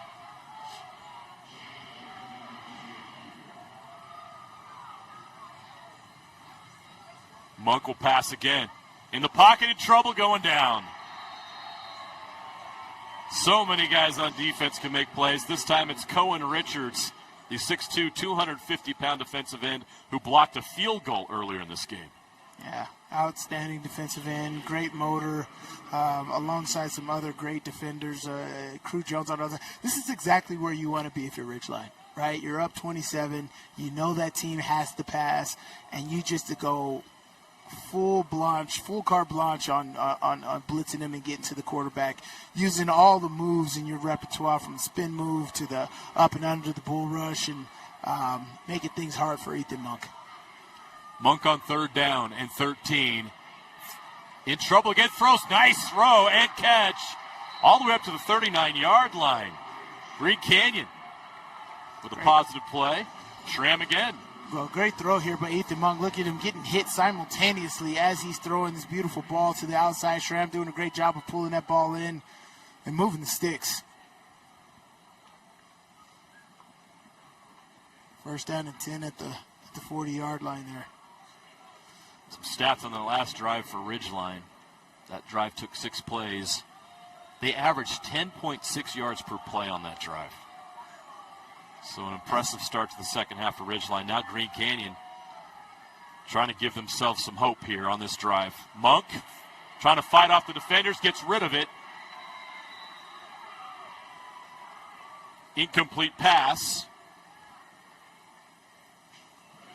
The officials are checking with each other, and it will be an incomplete pass. Yeah, there was a defender in there, or a receiver in the area, and even if it was short, that there was a receiver in the area. So it's a good job, Tough. He's taking a lot of hits here by that relentless pass rush of Ridgeline. They got to go. We got 10 seconds here to get in and out of the huddle. We don't have much time. That pass play from Monk to Schramm was a 28-yard gain. 5, 2nd and 10 from the 40. They get it off in time. Monk in the pocket, has some time. Now pressure comes. Now he goes down. All the way back to the 30-yard line. The ball is loose. The ball is loose. And Ridgeline has it. Our first turnover of the game, forced by the Riverhawks. Oh, that's unfortunate. And that's this pass rush, right? As I said, they have you right where they want you, and that pass rush is going to come down. Cohen Richards comes down again, strips the football as he's grabbing Ethan Monk right there. Look at that. Good bull rush right into the lap. Grabs the ball, knocks the ball out. Ridgeline picks it up.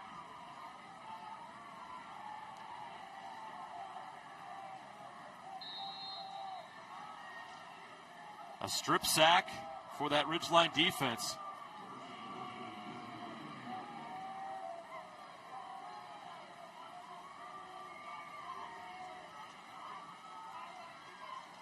Reverse.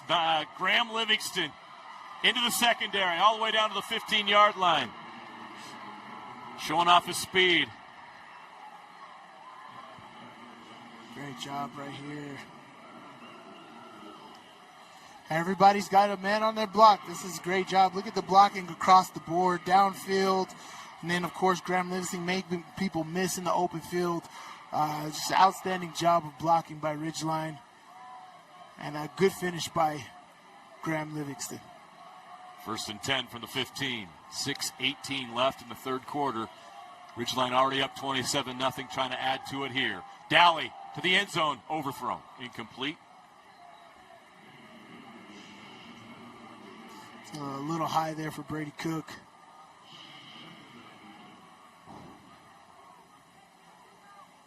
But see, Ridgeline is still on the attack. They want to make sure that they put this Green Canyon team away. They've had, 4 drives in this game and 4 touchdowns? Yeah. Yeah.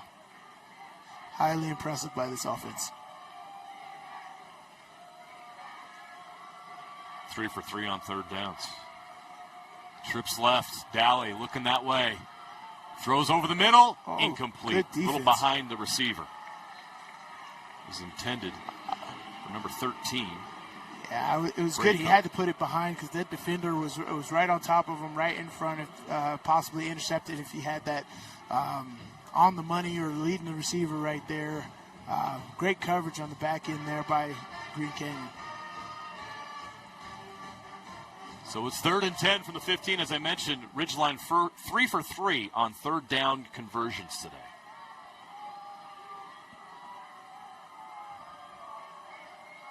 Green Canyon needs a stop. Livingston in motion. Dally looks that way, then goes back the other way to Fia. Fia has a lane. Fia into the end zone for the touchdown.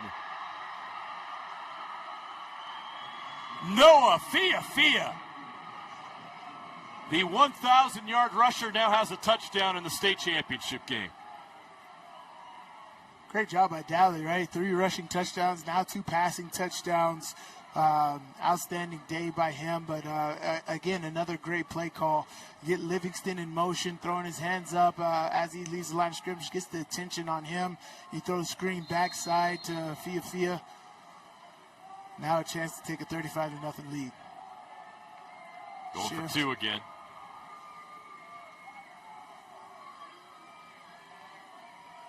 Dally is going to fake the pitch, roll left, throws, and it's caught.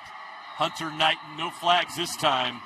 The 2-point conversion is good, and Ridgeline has a 35-0 lead over Green Canyon. Just an outstanding job, great execution. Get those dancing bears out moving.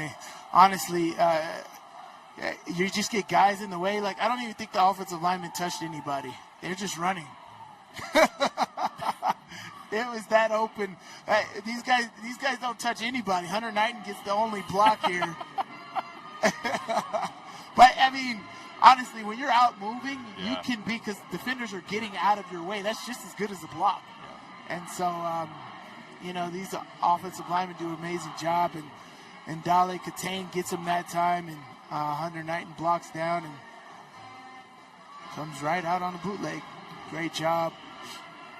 That was another great play design right there from the shifting formation and the defense having to adjust to the shift. Then you got another motion that's going the opposite direction. Fake the run play, bootleg out to the other side. Hunter Knighton blocking down and then releasing. Great conversion. Great play design and execution by Ridgeline. Ridgeline is rolling in this 4A state championship game. We'll take a break and be right back.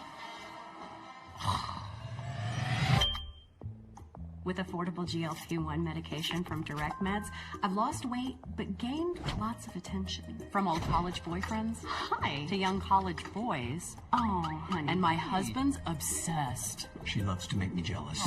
Well, as a woman over 50, losing weight was about as hard as getting my husband to cook anything but cereal. Honey, where's the milk? In your hand, babe. Oh. Visit directmeds.com today. Want to make out? Sure. Okay. Welcome back to the UCCU Savings Spotlight.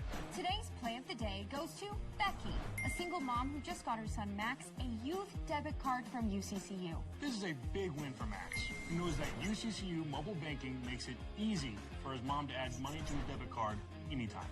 It's also a big...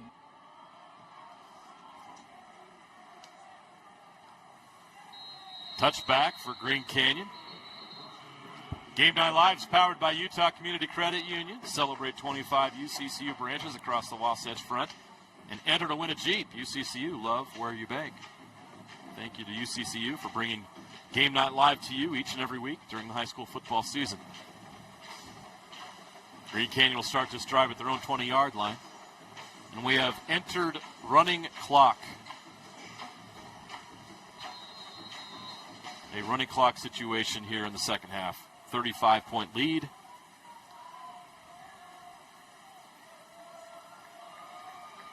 Clock will only stop on timeouts.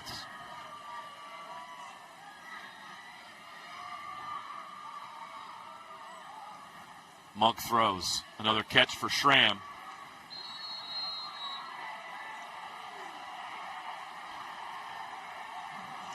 As you said, clock keeps rolling right there. A little hitch route. Schramm doing a great job as well. He's getting a lot of targets today. Good finish. That wasn't nice. It was a little love. It was a love tap. It was a love tap. I'm joking. That last drive for Ridgeline, 4 plays, 30 yards. In the second half, Ridgeline is averaging 9.4 yards per play, 6 first downs, 2 touchdowns. Coach Cox talked about it coming out of the locker room. They're doing exactly what they wanted to do. They've been even more efficient and more impressive here in the second half. Well, yeah, and this is because of that lead narrative, right? You build a lead this great, you can create a narrative where you make your opponent do exactly what you want, right? And the opponent has to pass the football, even if they weren't very effective in the running game. But you separate yourself, and now you're able to let Crew Jones and Cohen Richards be at their best. Monk, rush comes. He's sandwiched by Ridgeline defenders and is sacked once again. Crew Jones. Yep, Crew Jones does a great job. Great effective speed rush on the backside. Cohen Richards doing a great job on the front side of having a bull rush, not making that clean there, but Crew Jones does a great job of faking inside and getting around that tackle and being everything that everybody in the country is looking at and why they want him. Crew Jones might be the #1 player in the state of Utah in the class of 2027. Green Canyon will punt. It's a good punt. In the offseason, as recruiting heats up for that 2027 class, you're going to hear Crew Jones' name mentioned nationally. He's that good. That he is. That he is.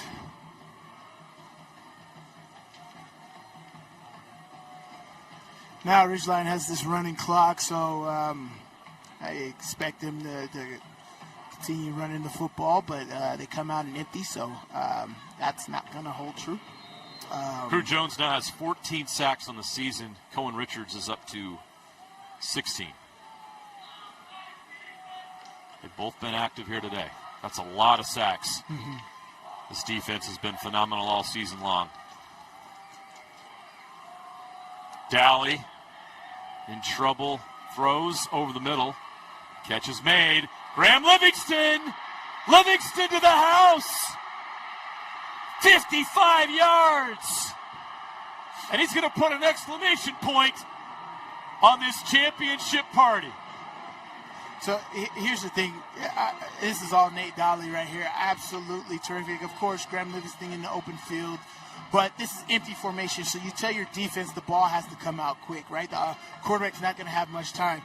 Nate Dally understands that, too. It's empty. My pass protection is not going to be great.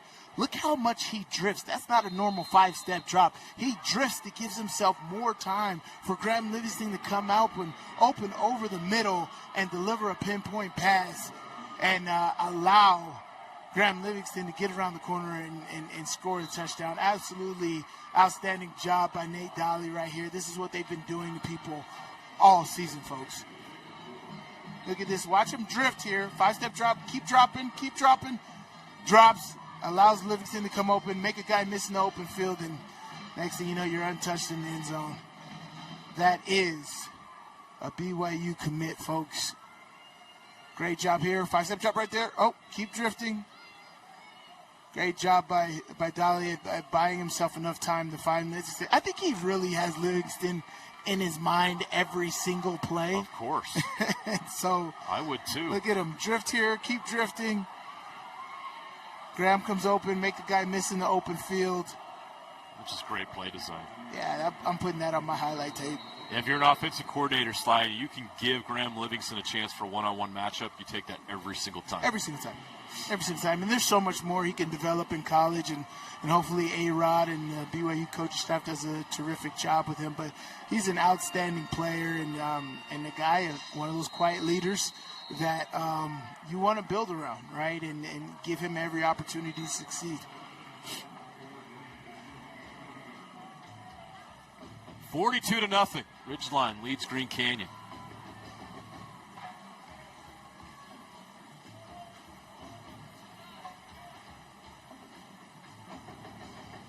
And here they go. They're just pouring it on here in the second half, and this is not a good feeling for these Green Canyon Wolves.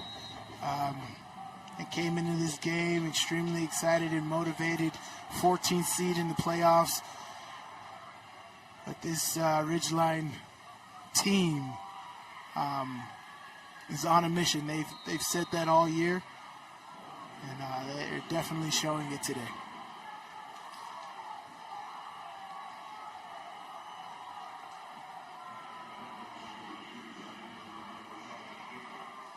Clock running down, coming up on 1 minute left in the third quarter.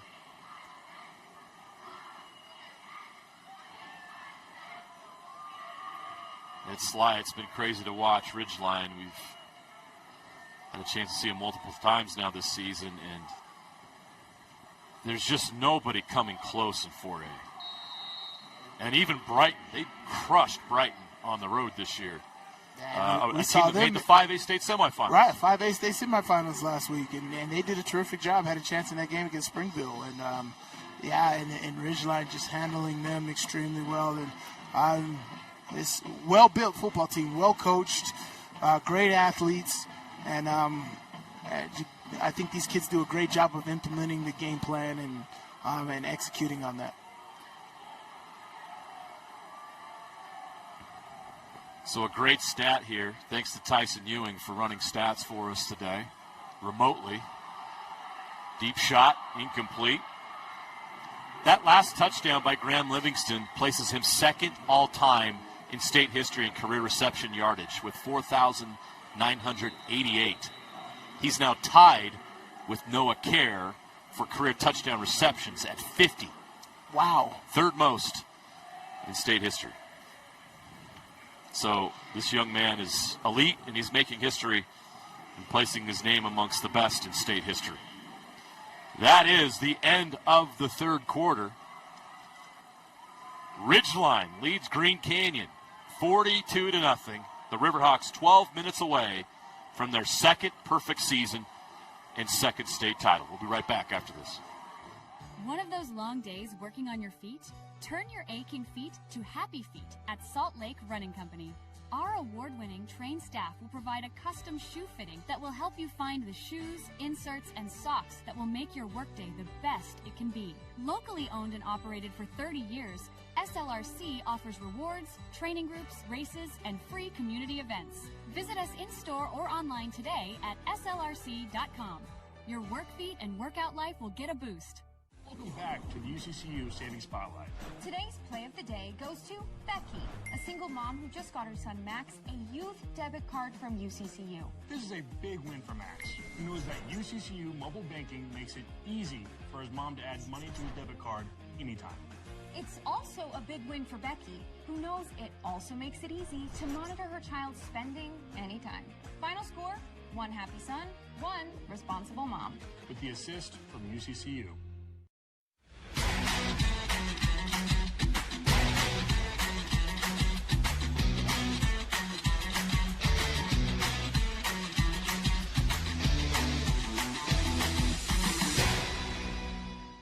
Want to supercharge your savings? Right now, UCCU is offering short-term savings options with incredibly high yields. Plus, UCCU makes it easy to transfer money from other financial institutions. Just visit UCCU.com and supercharge your savings.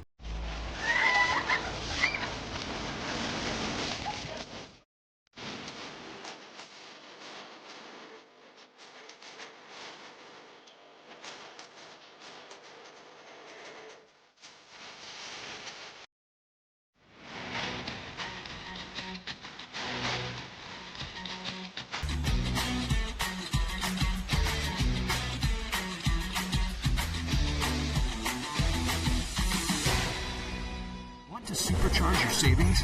Right now, UCCU is offering short-term savings options with incredibly high yields. Plus, UCCU makes it easy to transfer money from other financial institutions. Just visit UCCU.com and supercharge your savings.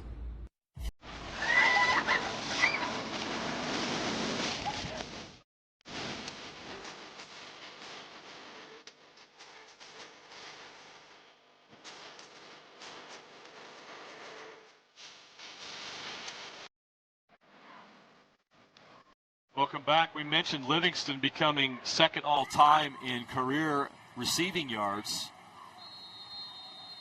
Any guess out there? Don't answer yet, Sly. I'll give them 10 seconds to guess. Who's number one all-time in Utah State history in career receiving yards? Noah Sewell. Noah Sewell is number one in running dudes over. Yes. But number one all-time in receiving yards in state history is Puka Nacua.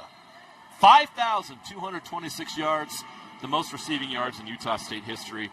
Sorry, Graham, you're going to have to settle for second. You're not catching Puka, but tongue-in-cheek there, Graham Livingston placing his name among the all-time greats in this state is pretty impressive. Oh, man, that is all-time greats. Puka Nacua, you're anywhere near him, you know you're doing a great job. Outstanding receiver in the NFL, as you guys know. But here in this state, he was magnificent. 4 years, 5,000 yards is absolutely incredible. Averaging over 1,300 yards a season. Pretty impressive. Dally throws. Catch is made. Ridgeline continues to roll. Brady Cook with the catch. Dally has been incredibly efficient today. Of course, the 3 touchdowns on the ground for Dally. He's 12 of 15 for 221 yards and 3 touchdowns through the air. 3 incompletions today for Nate Dally. 3. That's a championship performance.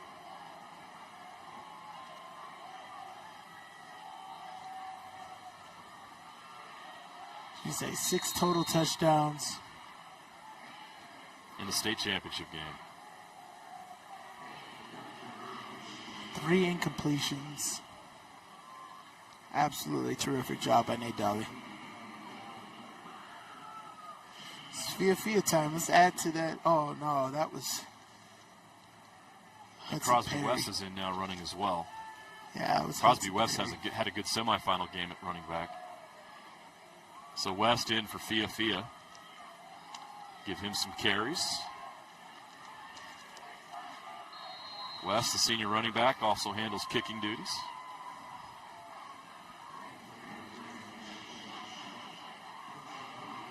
Mentioned Fia, 11 carries, 66 yards. He went over the 1,000-yard mark today. We mentioned Graham Livingston's accomplishments. 1,500 yards on the season. Just so many things to mention about this Ridgeline team. A historic season for them. Also on the defensive side, we mentioned Crew Jones and Cohen Richards, their sack totals. Hunter Knighton's had a big year. Cooper Clark, just a team loaded with a lot of talent. Over the middle, incomplete. Just missed Brady Cook. Yeah, he was crossing open route. too. He had an in route on the backside that was open, and that one had some heat on it and just missed Brady Cook right there. It's a great route, but a little high for Brady Cook. 9 minutes and counting. The running clock continues.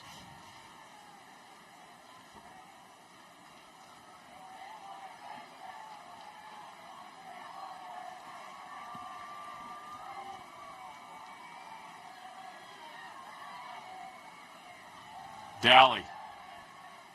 Plenty of time. Looking over the middle. Catch is made. Graham Livingston adds to his stats. Inside the 10-yard line down to the 9.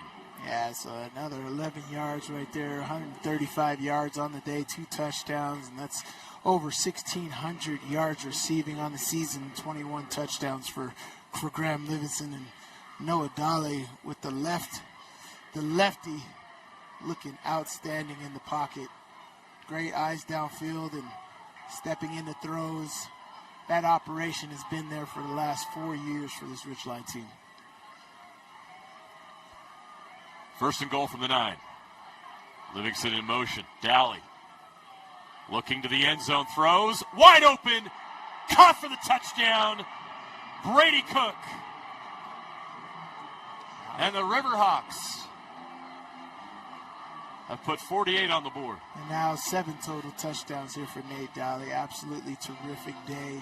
But he didn't miss Brady Cook here. Outstanding job of using Graham Livingston as a decoy. Again, in the flats. He throws his hands up, gets the defense to look at him. And Brady Cook works his one-on-one, takes his inside leverage, and takes that inside release on that post route. And delivery was on time. Sublime and right on time. Nate Dally. Perfect throw for the touchdown here. Fake the flat, throw that post. Great operations. Fake the flat here to Graham Livingston and throw that post route right there to Brady Cook. Great job. Inside release. Yeah. It's so hard to defend, too, because you're just like, what is this offensive guy doing? Why is he blocking me that way? Did I win on my block? And then next thing you know, Brady Cook is scoring a touchdown. Six plays, 50 yards, 9-yard touchdown on that. Took 3:48, even with the running clock. So. Wow. Yeah. And another accomplishment for Graham Livingston. He becomes the second receiver in Utah State history with 5,000 career receiving yards. He's now at 5,001. And still has 732 left here. Think they'll let him get 200 yards to pass Puka? He better hurry. He's already at 136 on the day. That would be something. 7.5 minutes to do it. I mean, 200 yards and 732 and a running clock. He's going to come up short, but great company. To even be in the conversation, imagine that. To be 200 yards shy, right? Like, yeah, that's crazy. Even those guys in the NFL that rush for 2,000 yards and they're so close to breaking Eric Dickerson's, like, just to be in the conversations with those amazing names, Saquon Barkley now with that, and Derrick Henry and Adrian Peterson, and all these guys that get that close, that's just an amazing feat. Barry Sanders, outstanding company to be in the NFL to make that, and for Graham Livingston to get this close is absolutely terrific, and being able to hoist that trophy afterwards is ultimate feeling. It's what you do this for.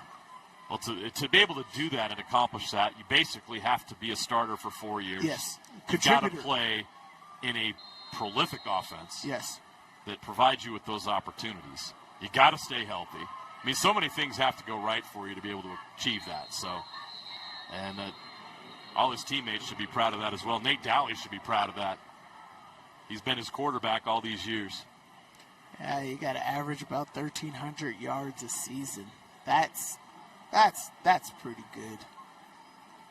That's nice.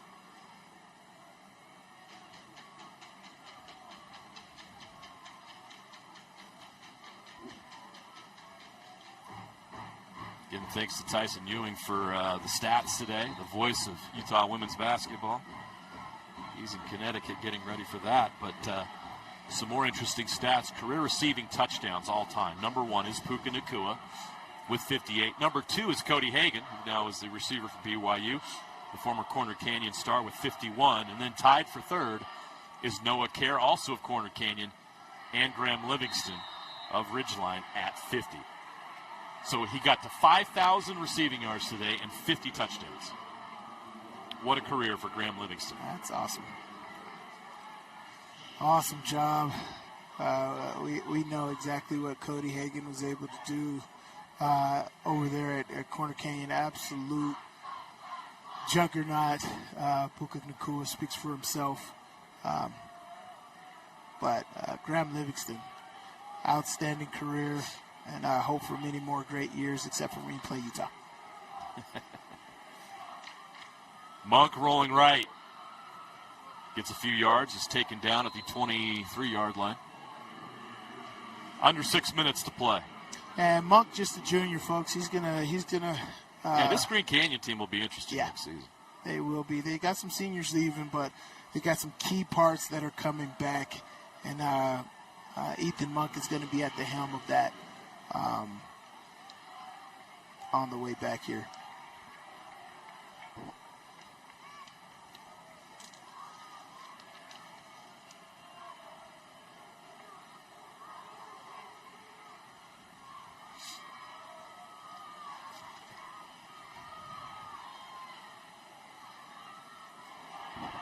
Ball's loose on the ground. We've got a penalty flag, but this is going to be a change of possession. Yeah, they're going to call a blindside block right there. Ethan Monk thought he released the ball to make it an incomplete pass, but they're calling it a fumble. So the fumble will stand, but a legal blindside block right there, and Ridgeline will get the ball probably around the Green Canyon 35-yard line.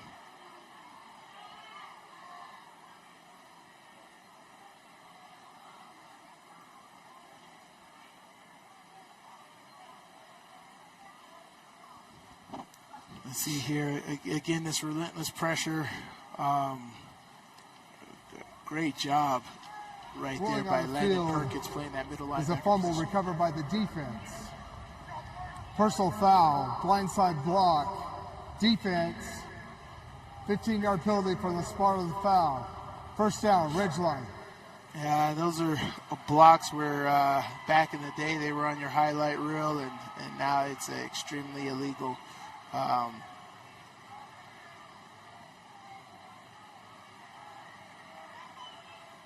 So it'll be 1st and 10 at the Green Canyon 34-yard line.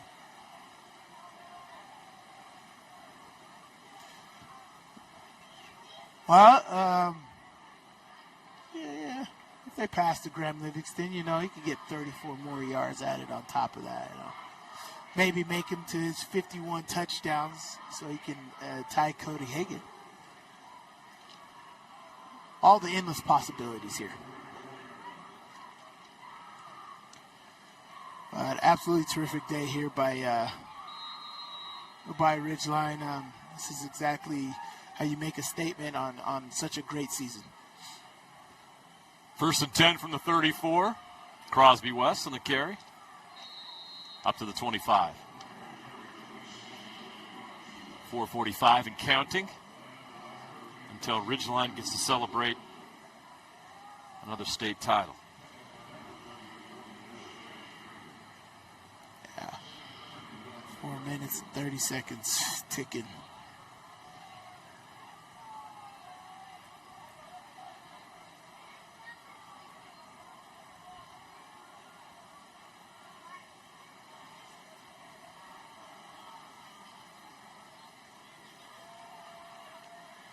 Crosby West bounces outside. Crosby West.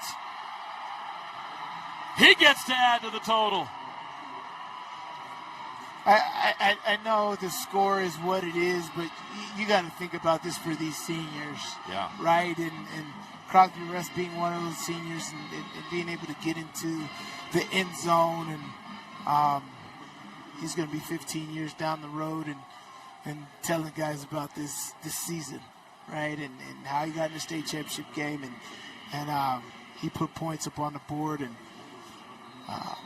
playing alongside guys who set state records and being the state title holders like Graham Livingston and Nate Dale. Outstanding performance by Ridgeline today, and Green Canyon caught him on the wrong day. Crosby West scores the touchdown and kicks the extra point to give Ridgeline a 56-0 lead. That is the 6th touchdown of the season for Crosby West, the senior running back.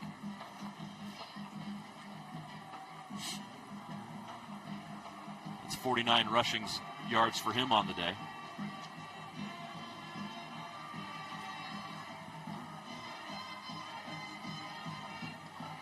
Took 54 seconds on that drive.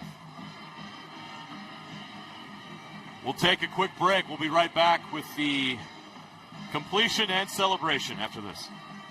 Bucket list hikes, local races, challenging adventures, that one goal that means so much to you. Salt Lake Running Company has the gear and expert advice you need to start and finish strong. You'll be crushing that goal before you know it. With our trained and knowledgeable staff, an award-winning custom shoe fit process, and the head-to-toe products you need, SLRC will gear you up for your goal. Shop in-store at any of our locations along the Wasatch Front or shop online at slrc.com. Welcome back to the UCCU Savings Spotlight. Today's play of the day goes to Becky, a single mom who just got her son Max a youth debit card from UCCU. This is a big win for Max. He knows that UCCU mobile banking makes it easy for his mom to add money to his debit card anytime. It's also a big win for Becky, who knows it also makes it easy to monitor her child's spending anytime. Final score, 1 happy son, 1 responsible mom. With the assist from UCCU.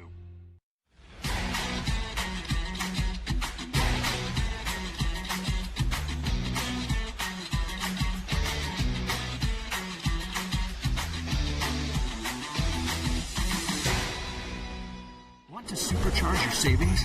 Right now, UCCU is offering short-term savings options with incredibly high yields. Plus, UCCU makes it easy to transfer money. Touchback for Green Canyon. Ridgeline's dominance continues. We talked about it in the break slide. Ridgeline has not punted today, and they have scored on every possession. 8 possessions, 8 touchdowns. All right. Yeah, and that's in this day and age. I don't care what classification you are. That is very hard to do.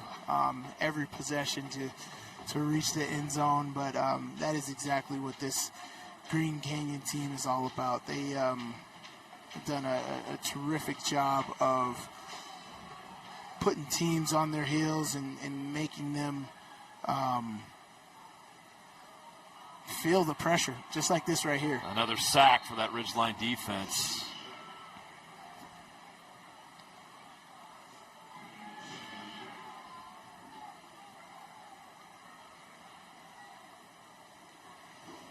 Wow.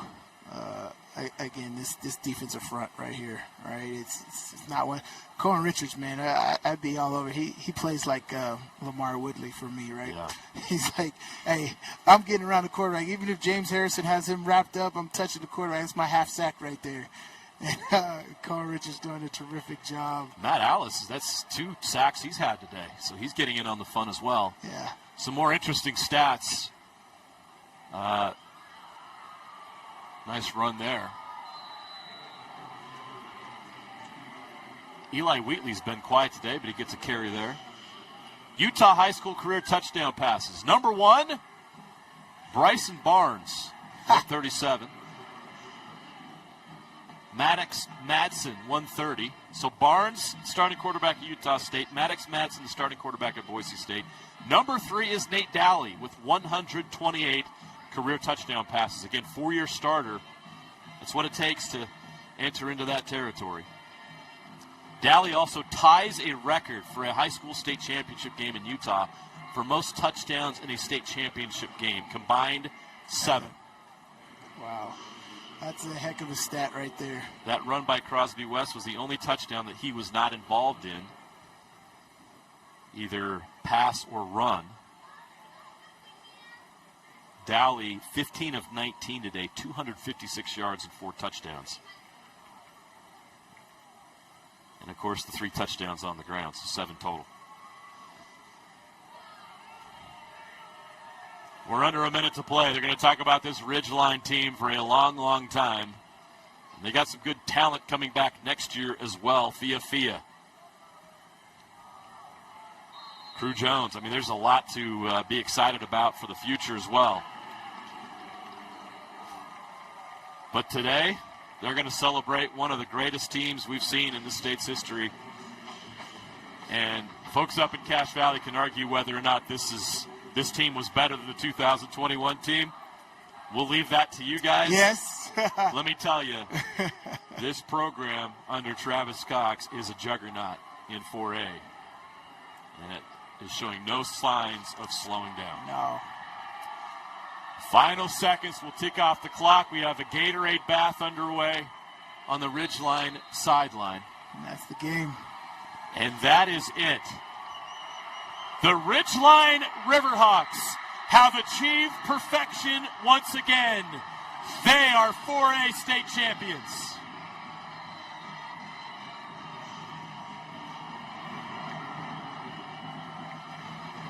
Absolutely terrific job today.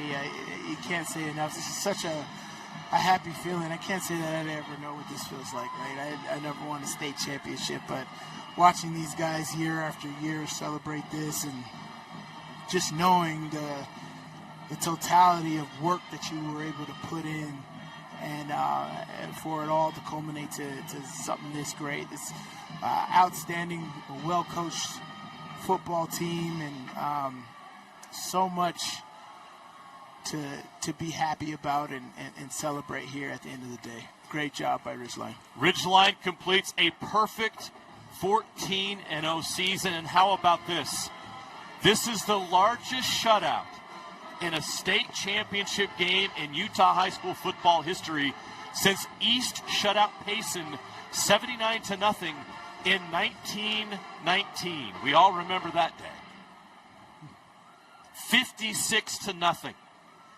The Ridgeline Riverhawks dominate on the turf of Rice-Eccles Stadium. And for the second time in their school short history, they will take a state trophy home to Cache Valley. And this is something where, these guys know each other, right? This Cache Valley relationship, these guys grew up together, and they know each other well. Ridgeline, just a juggernaut, man. And again, we have to tip our caps to Green Canyon, man. Getting here to this point, getting here to the turf in the state championship game, not easy. Being the 14th seed, wavered the storm of the season, of the playoffs, put together great game plans, beat Crimson Cliffs last week. This was just an outstanding performance by them to get to this point. And but Ridgeline just a little too much today. And see Bryson Pabst leaving the game early, shaking the hands of Ridgeline guys, knows how important this is to him and his injury, and he's a senior as well. This is a tough moment for Green Canyon seniors, great moment for Ridgeline seniors, and football is just one of the most amazing sports on the planet because of everything that comes with it, from the emotions to just the physical play, the camaraderie that is built between teams, the adversity faced, and what it teaches you. These coaches, you can talk to all of them, and they all say how privileged they are to be able to coach this great game of football. And this is a great day for some, hard day for others, but always an amazing day to be able to play this game of football. Yeah, let's pay tribute to Green Canyon, the season they had. They continue to take steps towards becoming one of the best in 4A. They were the 14th seed in this state playoff tournament bracket. Nobody expected them to be here, and they are here for the first time in school history. They just ran into a juggernaut, an all-time great team in state history. But Green Canyon has a lot to celebrate, and they're going to be back, and they're going to be a force for years to come. Just to get here was amazing for them. But it is Ridgeline's day. The Riverhawks celebrating that state title. There's the trophy. It's theirs. They earned it. Absolutely awesome. I mean, they got their media teams, and I would be showcasing this for the next month until Christmas break. Just how great this feeling is. I know that student section was absolutely terrific day for Ridgeline, and everybody's been waiting on this moment, and being able to raise this banner high in that school is going to be absolute awesome feeling for the Ridgeline Riverhawks. Travis Cox, now in his 6th year as the head coach at Ridgeline. After this win, his career record, 67 wins, just 11 losses. Wow. That is incredible. 2-time state champion. He's had 2 state perfect championships seasons in that 6th season. Just a remarkable run of success at this relatively new school in Millville. It's great. Great time to celebrate for these folks and make that happen. And again, you talk about the guys that had a day and set records. We were sitting there here in the whole second half just talking about this, the amazing feat and career of Graham Livingston and Nate Dowley, man. These guys are terrific, man. And but the entire team, from Cohen Richards to Crew Jones and Hunter Knighton and Brady Clark, all these guys had tremendous careers. And Cooper Clark, and it's just Landon Perkins. It's just amazing football team. You got skill positions all over and leaders all across the board. And talking to Coach, he said that they have multiple leaders on this football team, and that's why they're so great. Kayla Kiesel has some post-game interviews for us. Can't wait to hear from these Ridgeline players who have achieved so much. We're going to go down to Kayla, who's standing by with Nate Dowley, who had a record-setting day. You just set some records today. 7 touchdowns. What allowed your offense to connect and get that rhythm going so quickly? Just being ourselves. I mean, we practice so hard. I mean, you can't, when we just be ourselves, that's what we do. Your coach told me before the game that every practice you guys envision yourselves in this moment, holding up that trophy on this field. So tell me what this moment, living it now, means to you. I mean, we just sorry. I mean, from the start, from summer practice, we say this is for Rice. We're playing for Rice, and to actually do it is just so unreal, and I'm just so proud of the boys. What has it meant to be a leader of this team throughout your entire career here? I mean, it's an honor. We have so many leaders, so many players who can be leaders, and everyone works hard, and it's just so easy to be that leader. Hey, congratulations. Thanks so much. It's Kayla. Nate Dowley, she'll try to get a couple more there while she's there. And Nate Dowley, what a career. We mentioned what he accomplished. Only 2 quarterbacks in state history have more touchdown passes. And they're both starting quarterbacks. Jackson Dart played here in this state. I mean, it's incredible the amount of talent that played here. And let's go back down. Kayla's got Graham Livingston. Congratulations. You were all over the field today and spent a lot of time in the end zone. What was connecting with you and with Nate today? Nate, me and him, he's been my quarterback since 4th grade when I moved here, and, me and him have that connection, and I'm so proud of him and all this team, and just so grateful. And looking back on today's game, what's going to be that moment or that touchdown, that play that you're never going to forget? Definitely the one to number 13, Brady Cook, really solidified the win, and, we needed him to get one. He's my best friend, and I just love it, man. So good. Hey, well, thank you so much. Congratulations. Hey, thank you. Appreciate it. Since recess, man. You know what's cool about that? Like, she asked Graham about his favorite moment. It wasn't about him. It was about his teammate. Yeah, but you seen him celebrating because I remember the play specifically. Graham Livingston to the flat, being a decoy, and Brady Cook coming open over the middle in that post route right there, and Nate delivering that ball perfectly. And the first person over there to congratulate him was Graham.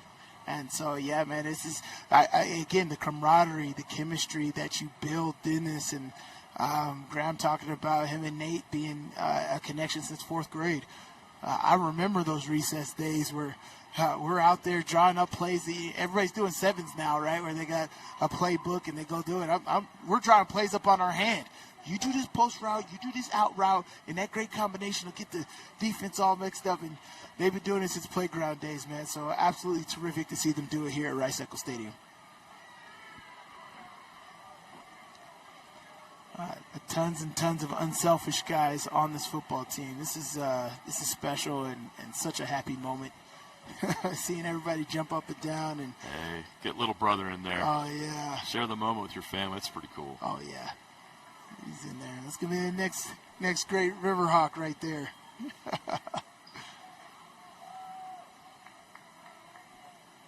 Again, you hear Graham Livingston talk about 4th grade, right? Like, you see these little kids that are up here and enjoying that moment. When they get to that age where they're contributing, they're going to be like, I want to be up there. Absolutely terrific. Let's go back down to Kalu standing by with number 3, Cohen Richards. Hey, congratulations. Huge game. Complete shutout. Tell me about the chemistry of you and that defense. Where you guys worked together perfectly tonight and got the shutout.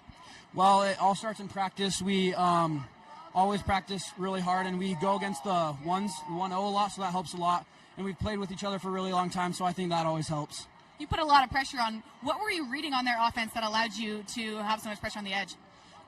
Just if you're quick enough and strong enough, you'll beat any O-lineman. And me and my other end, Crew Jones, we did that very well. And Matt and Johnny, those are our 2 D tackles, so I think we got a lot of pressure and did really well. That moment that trophy was in your hands and you realized, oh my gosh, we just won the state championship. Walk me through what was going through your head. Well, we've lost, as we know, 4 years in a row in the semis, so it really felt good finally taking it home. We knew we should have won those years, so we couldn't let our families down, our team down, our brothers. We couldn't let the coaches down, so we knew we had to get it done, so it felt really good holding the trophy up. Hey, well, congratulations. Go enjoy it. Thank you. Yeah. 427 yards of total offense. The defense, 56-0 shutout, the biggest shutout in a state championship game in Utah high school history since 1919. Perfection on the field for this team. Another state title for the Ridgeline Riverhawks. They are your 4A state champions. We're not done today. We got the 6A state championship coming up at 2:30 p.m. A rematch between Lone Peak and Corner Canyon that people around the country are going to be watching. We can't wait to bring that to you at 2:30. But for now, let's go down to the KSL Sports Rewind, guys, for the post-game show for this 4A state championship game, as well as the pre-game show for Lone Peak versus Corner Canyon in the 6A state championship.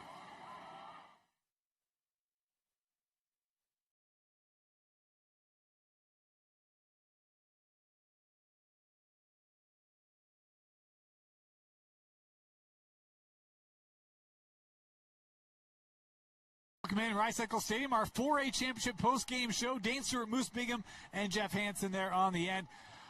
Wow, what a championship run for Ridgeline. Congratulations, both teams, on getting here. As we have a look at our Relight highlights, reminder, check out relight.life if you're looking for that electrolyte replenishing drink.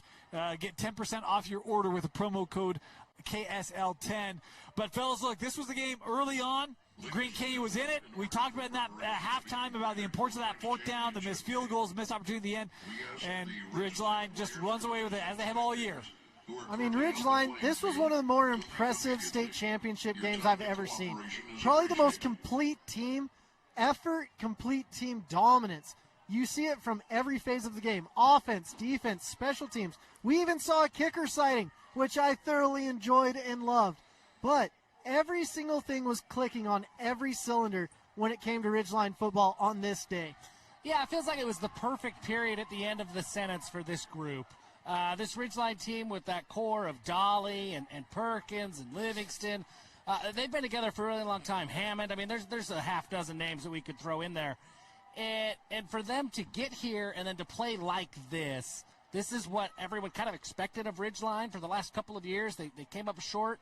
This feels like, all right, this is the poetic ending that group deserves. They've been so good.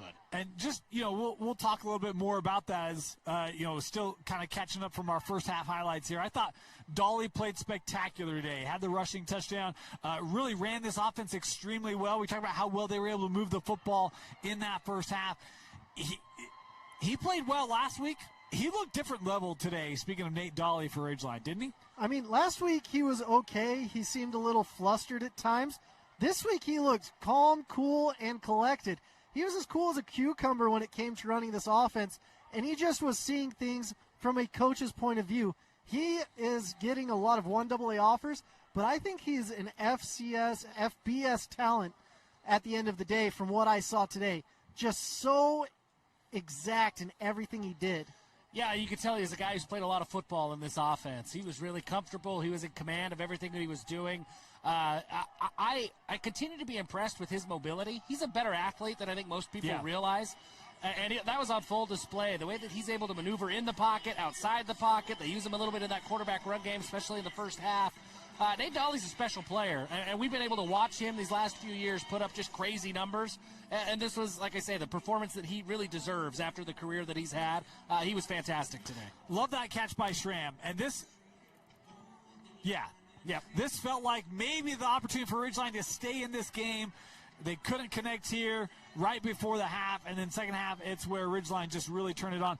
I'll tell you the other Riverhawk who had a big game today, Once. Graham Livingston. Once's 11 in Spanish. Thank you. Graham Livingston had himself a game today.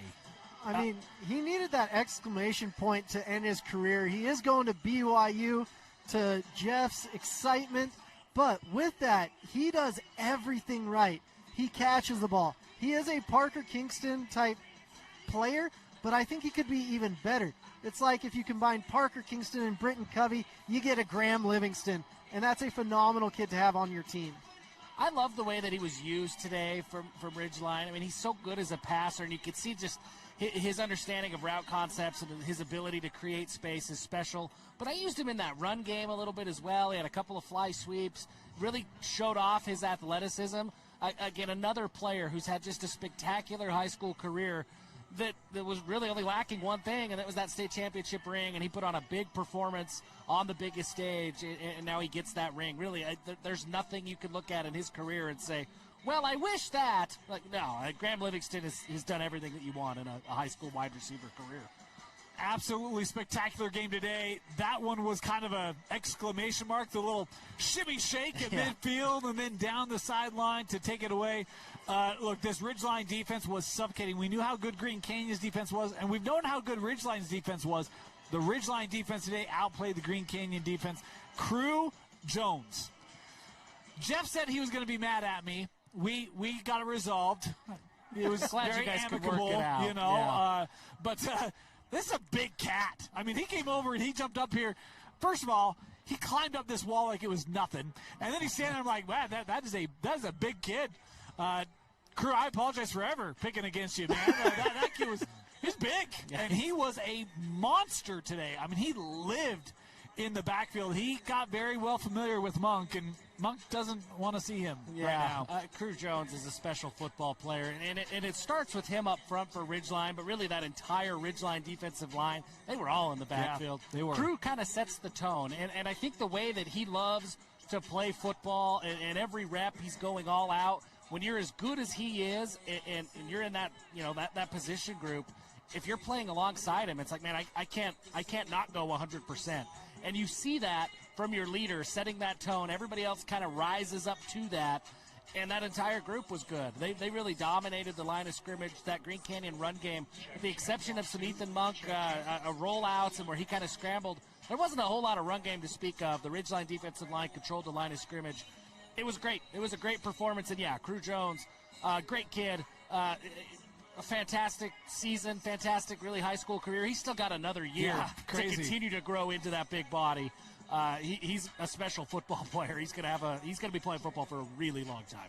Well, the crazy thing is, I don't know if defensive end is his natural position. I see him more as an outside linebacker. He has phenomenal hips. He can change direction. He does so many good things. But I was really impressed with Monk. Monk kept getting hit and hit and hit and hit every time. Just the resilience of him coming in, and he still made plays through all that. Yes. It's not like it ever,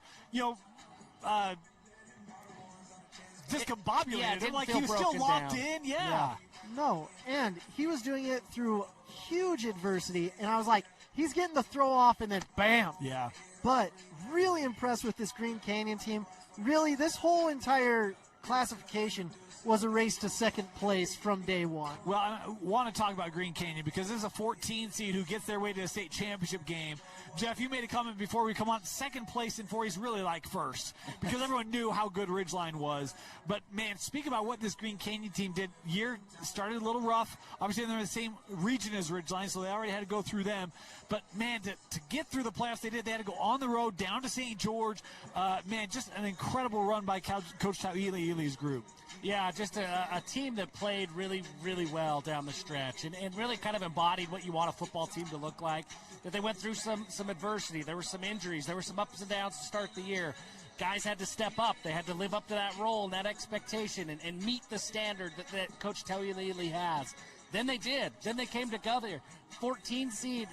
We talk a lot, Dan, you and me, and as we look at underdogs and how likely is it that an underdog can have a Cinderella run in football? Honestly, I didn't know how likely it was because at the end of the day, the talent of the top schools in really every classification, they tend to dominate. And so a 14 seed to do what Green Canyon did and to get to this field and have that chance today, that's huge. And it really is that culmination of all of that adversity, all that grit, the culture that Coach JT has. I mean, he's a special coach. Yeah. Second time here in 3 years. He's just getting started up there at Green Canyon. I was impressed, man. I was impressed, and they didn't quit. This score, it looks 56-0. Like, look, we all know what that looks like. They played a lot better than that. They played well. That offense had success. Hayden Schramm and Cody Edelmeyer, they were great. Pabst had a few. We talked about Monk a bunch. They played well. There's nothing to hang your hat on. At the end of the day, you played Ridgeline. And look, like, Ridgeline's really good. There were a lot of really good teams that had to go up against Tom Brady's Patriots. And, like, that stinks. Just happens. I'm still getting texts right now about how that team could win 5A or 6A. I don't know. But, man, they're good. That Ridgeline team is really good. But thoughts on Green Canyon moves before we move on to Ridgeline? I mean, Green Canyon, just phenomenal year at the end here. All the fans were hyping them up. They're like, cool. Y'all did amazing. I think that was just about the pinnacle of what they could have achieved this year. Yeah, I mean, I don't know that we saw a run like this coming from Green Canyon. We should have expected it because they did this a couple years ago, right? And they got healthy at the end of the year. Hayden Schramm, man, phenomenal career, right? And want to be able to give a shout-out to him. Congratulations on making an impact at Green Canyon High School. This is still a very young program, right, as is Ridgeline. And the fact that these two are playing for a state championship despite only being around for a decade is pretty crazy, pretty remarkable, but an impressive run by Green Canyon. Ridgeline, we talk about how complete this team is. There's still a lot of weapons coming back. You guys think still an early favorite in 4A next year? I mean, they've got Fia coming back. They've got Crew coming back. If you've got those two pillars on offense and defense, you can do some special things. But there's a lot of good teams in 4A. And a lot of talent they have to replace. Well, I go back a few years ago, and Caden Cox was leaving Ridgeline, and it was like, man, I don't know. How do you replace Caden Cox? And all of a sudden, Nate Dolly was there, and he went on a run for a few years, right? I don't know how they replace Nate Dolly, but this coaching staff, this program, they've done it before. Caden Cox was a really special quarterback, and Nate Dolly just sort of slipped right in, and they didn't skip a beat. I wouldn't count Ridgeline out. I don't know what it's going to look like next year. They lose a lot. This core group has been together for a long time, but I wouldn't count them out. They have created a program that has a standard, and whoever it is that's in the role has to live up to that standard. I wouldn't expect Ridgeline to fall off at all. The only way you could replace Dolly is probably with another Cox, which is Crew Cox, that's coming in. The junior coming in is most likely the starter next year, and that could be the nice little bridge with what's going on. Good bloodlines there, huh? It's definitely going to be Thrillville tonight. Congratulations to Ridgeline on the state championship, their first since 2021. Finally getting over that semifinal hurdle that had bugged them the last couple of years and finishing off against their region rival, Green Canyon. Thank you so much for joining us for our 4A state championship game. We're going to take a quick break, and then we'll be right back as we get ready for our 6A pregame show with Coach Scott Peary of Davis High School. Don't go anywhere. 6A preview show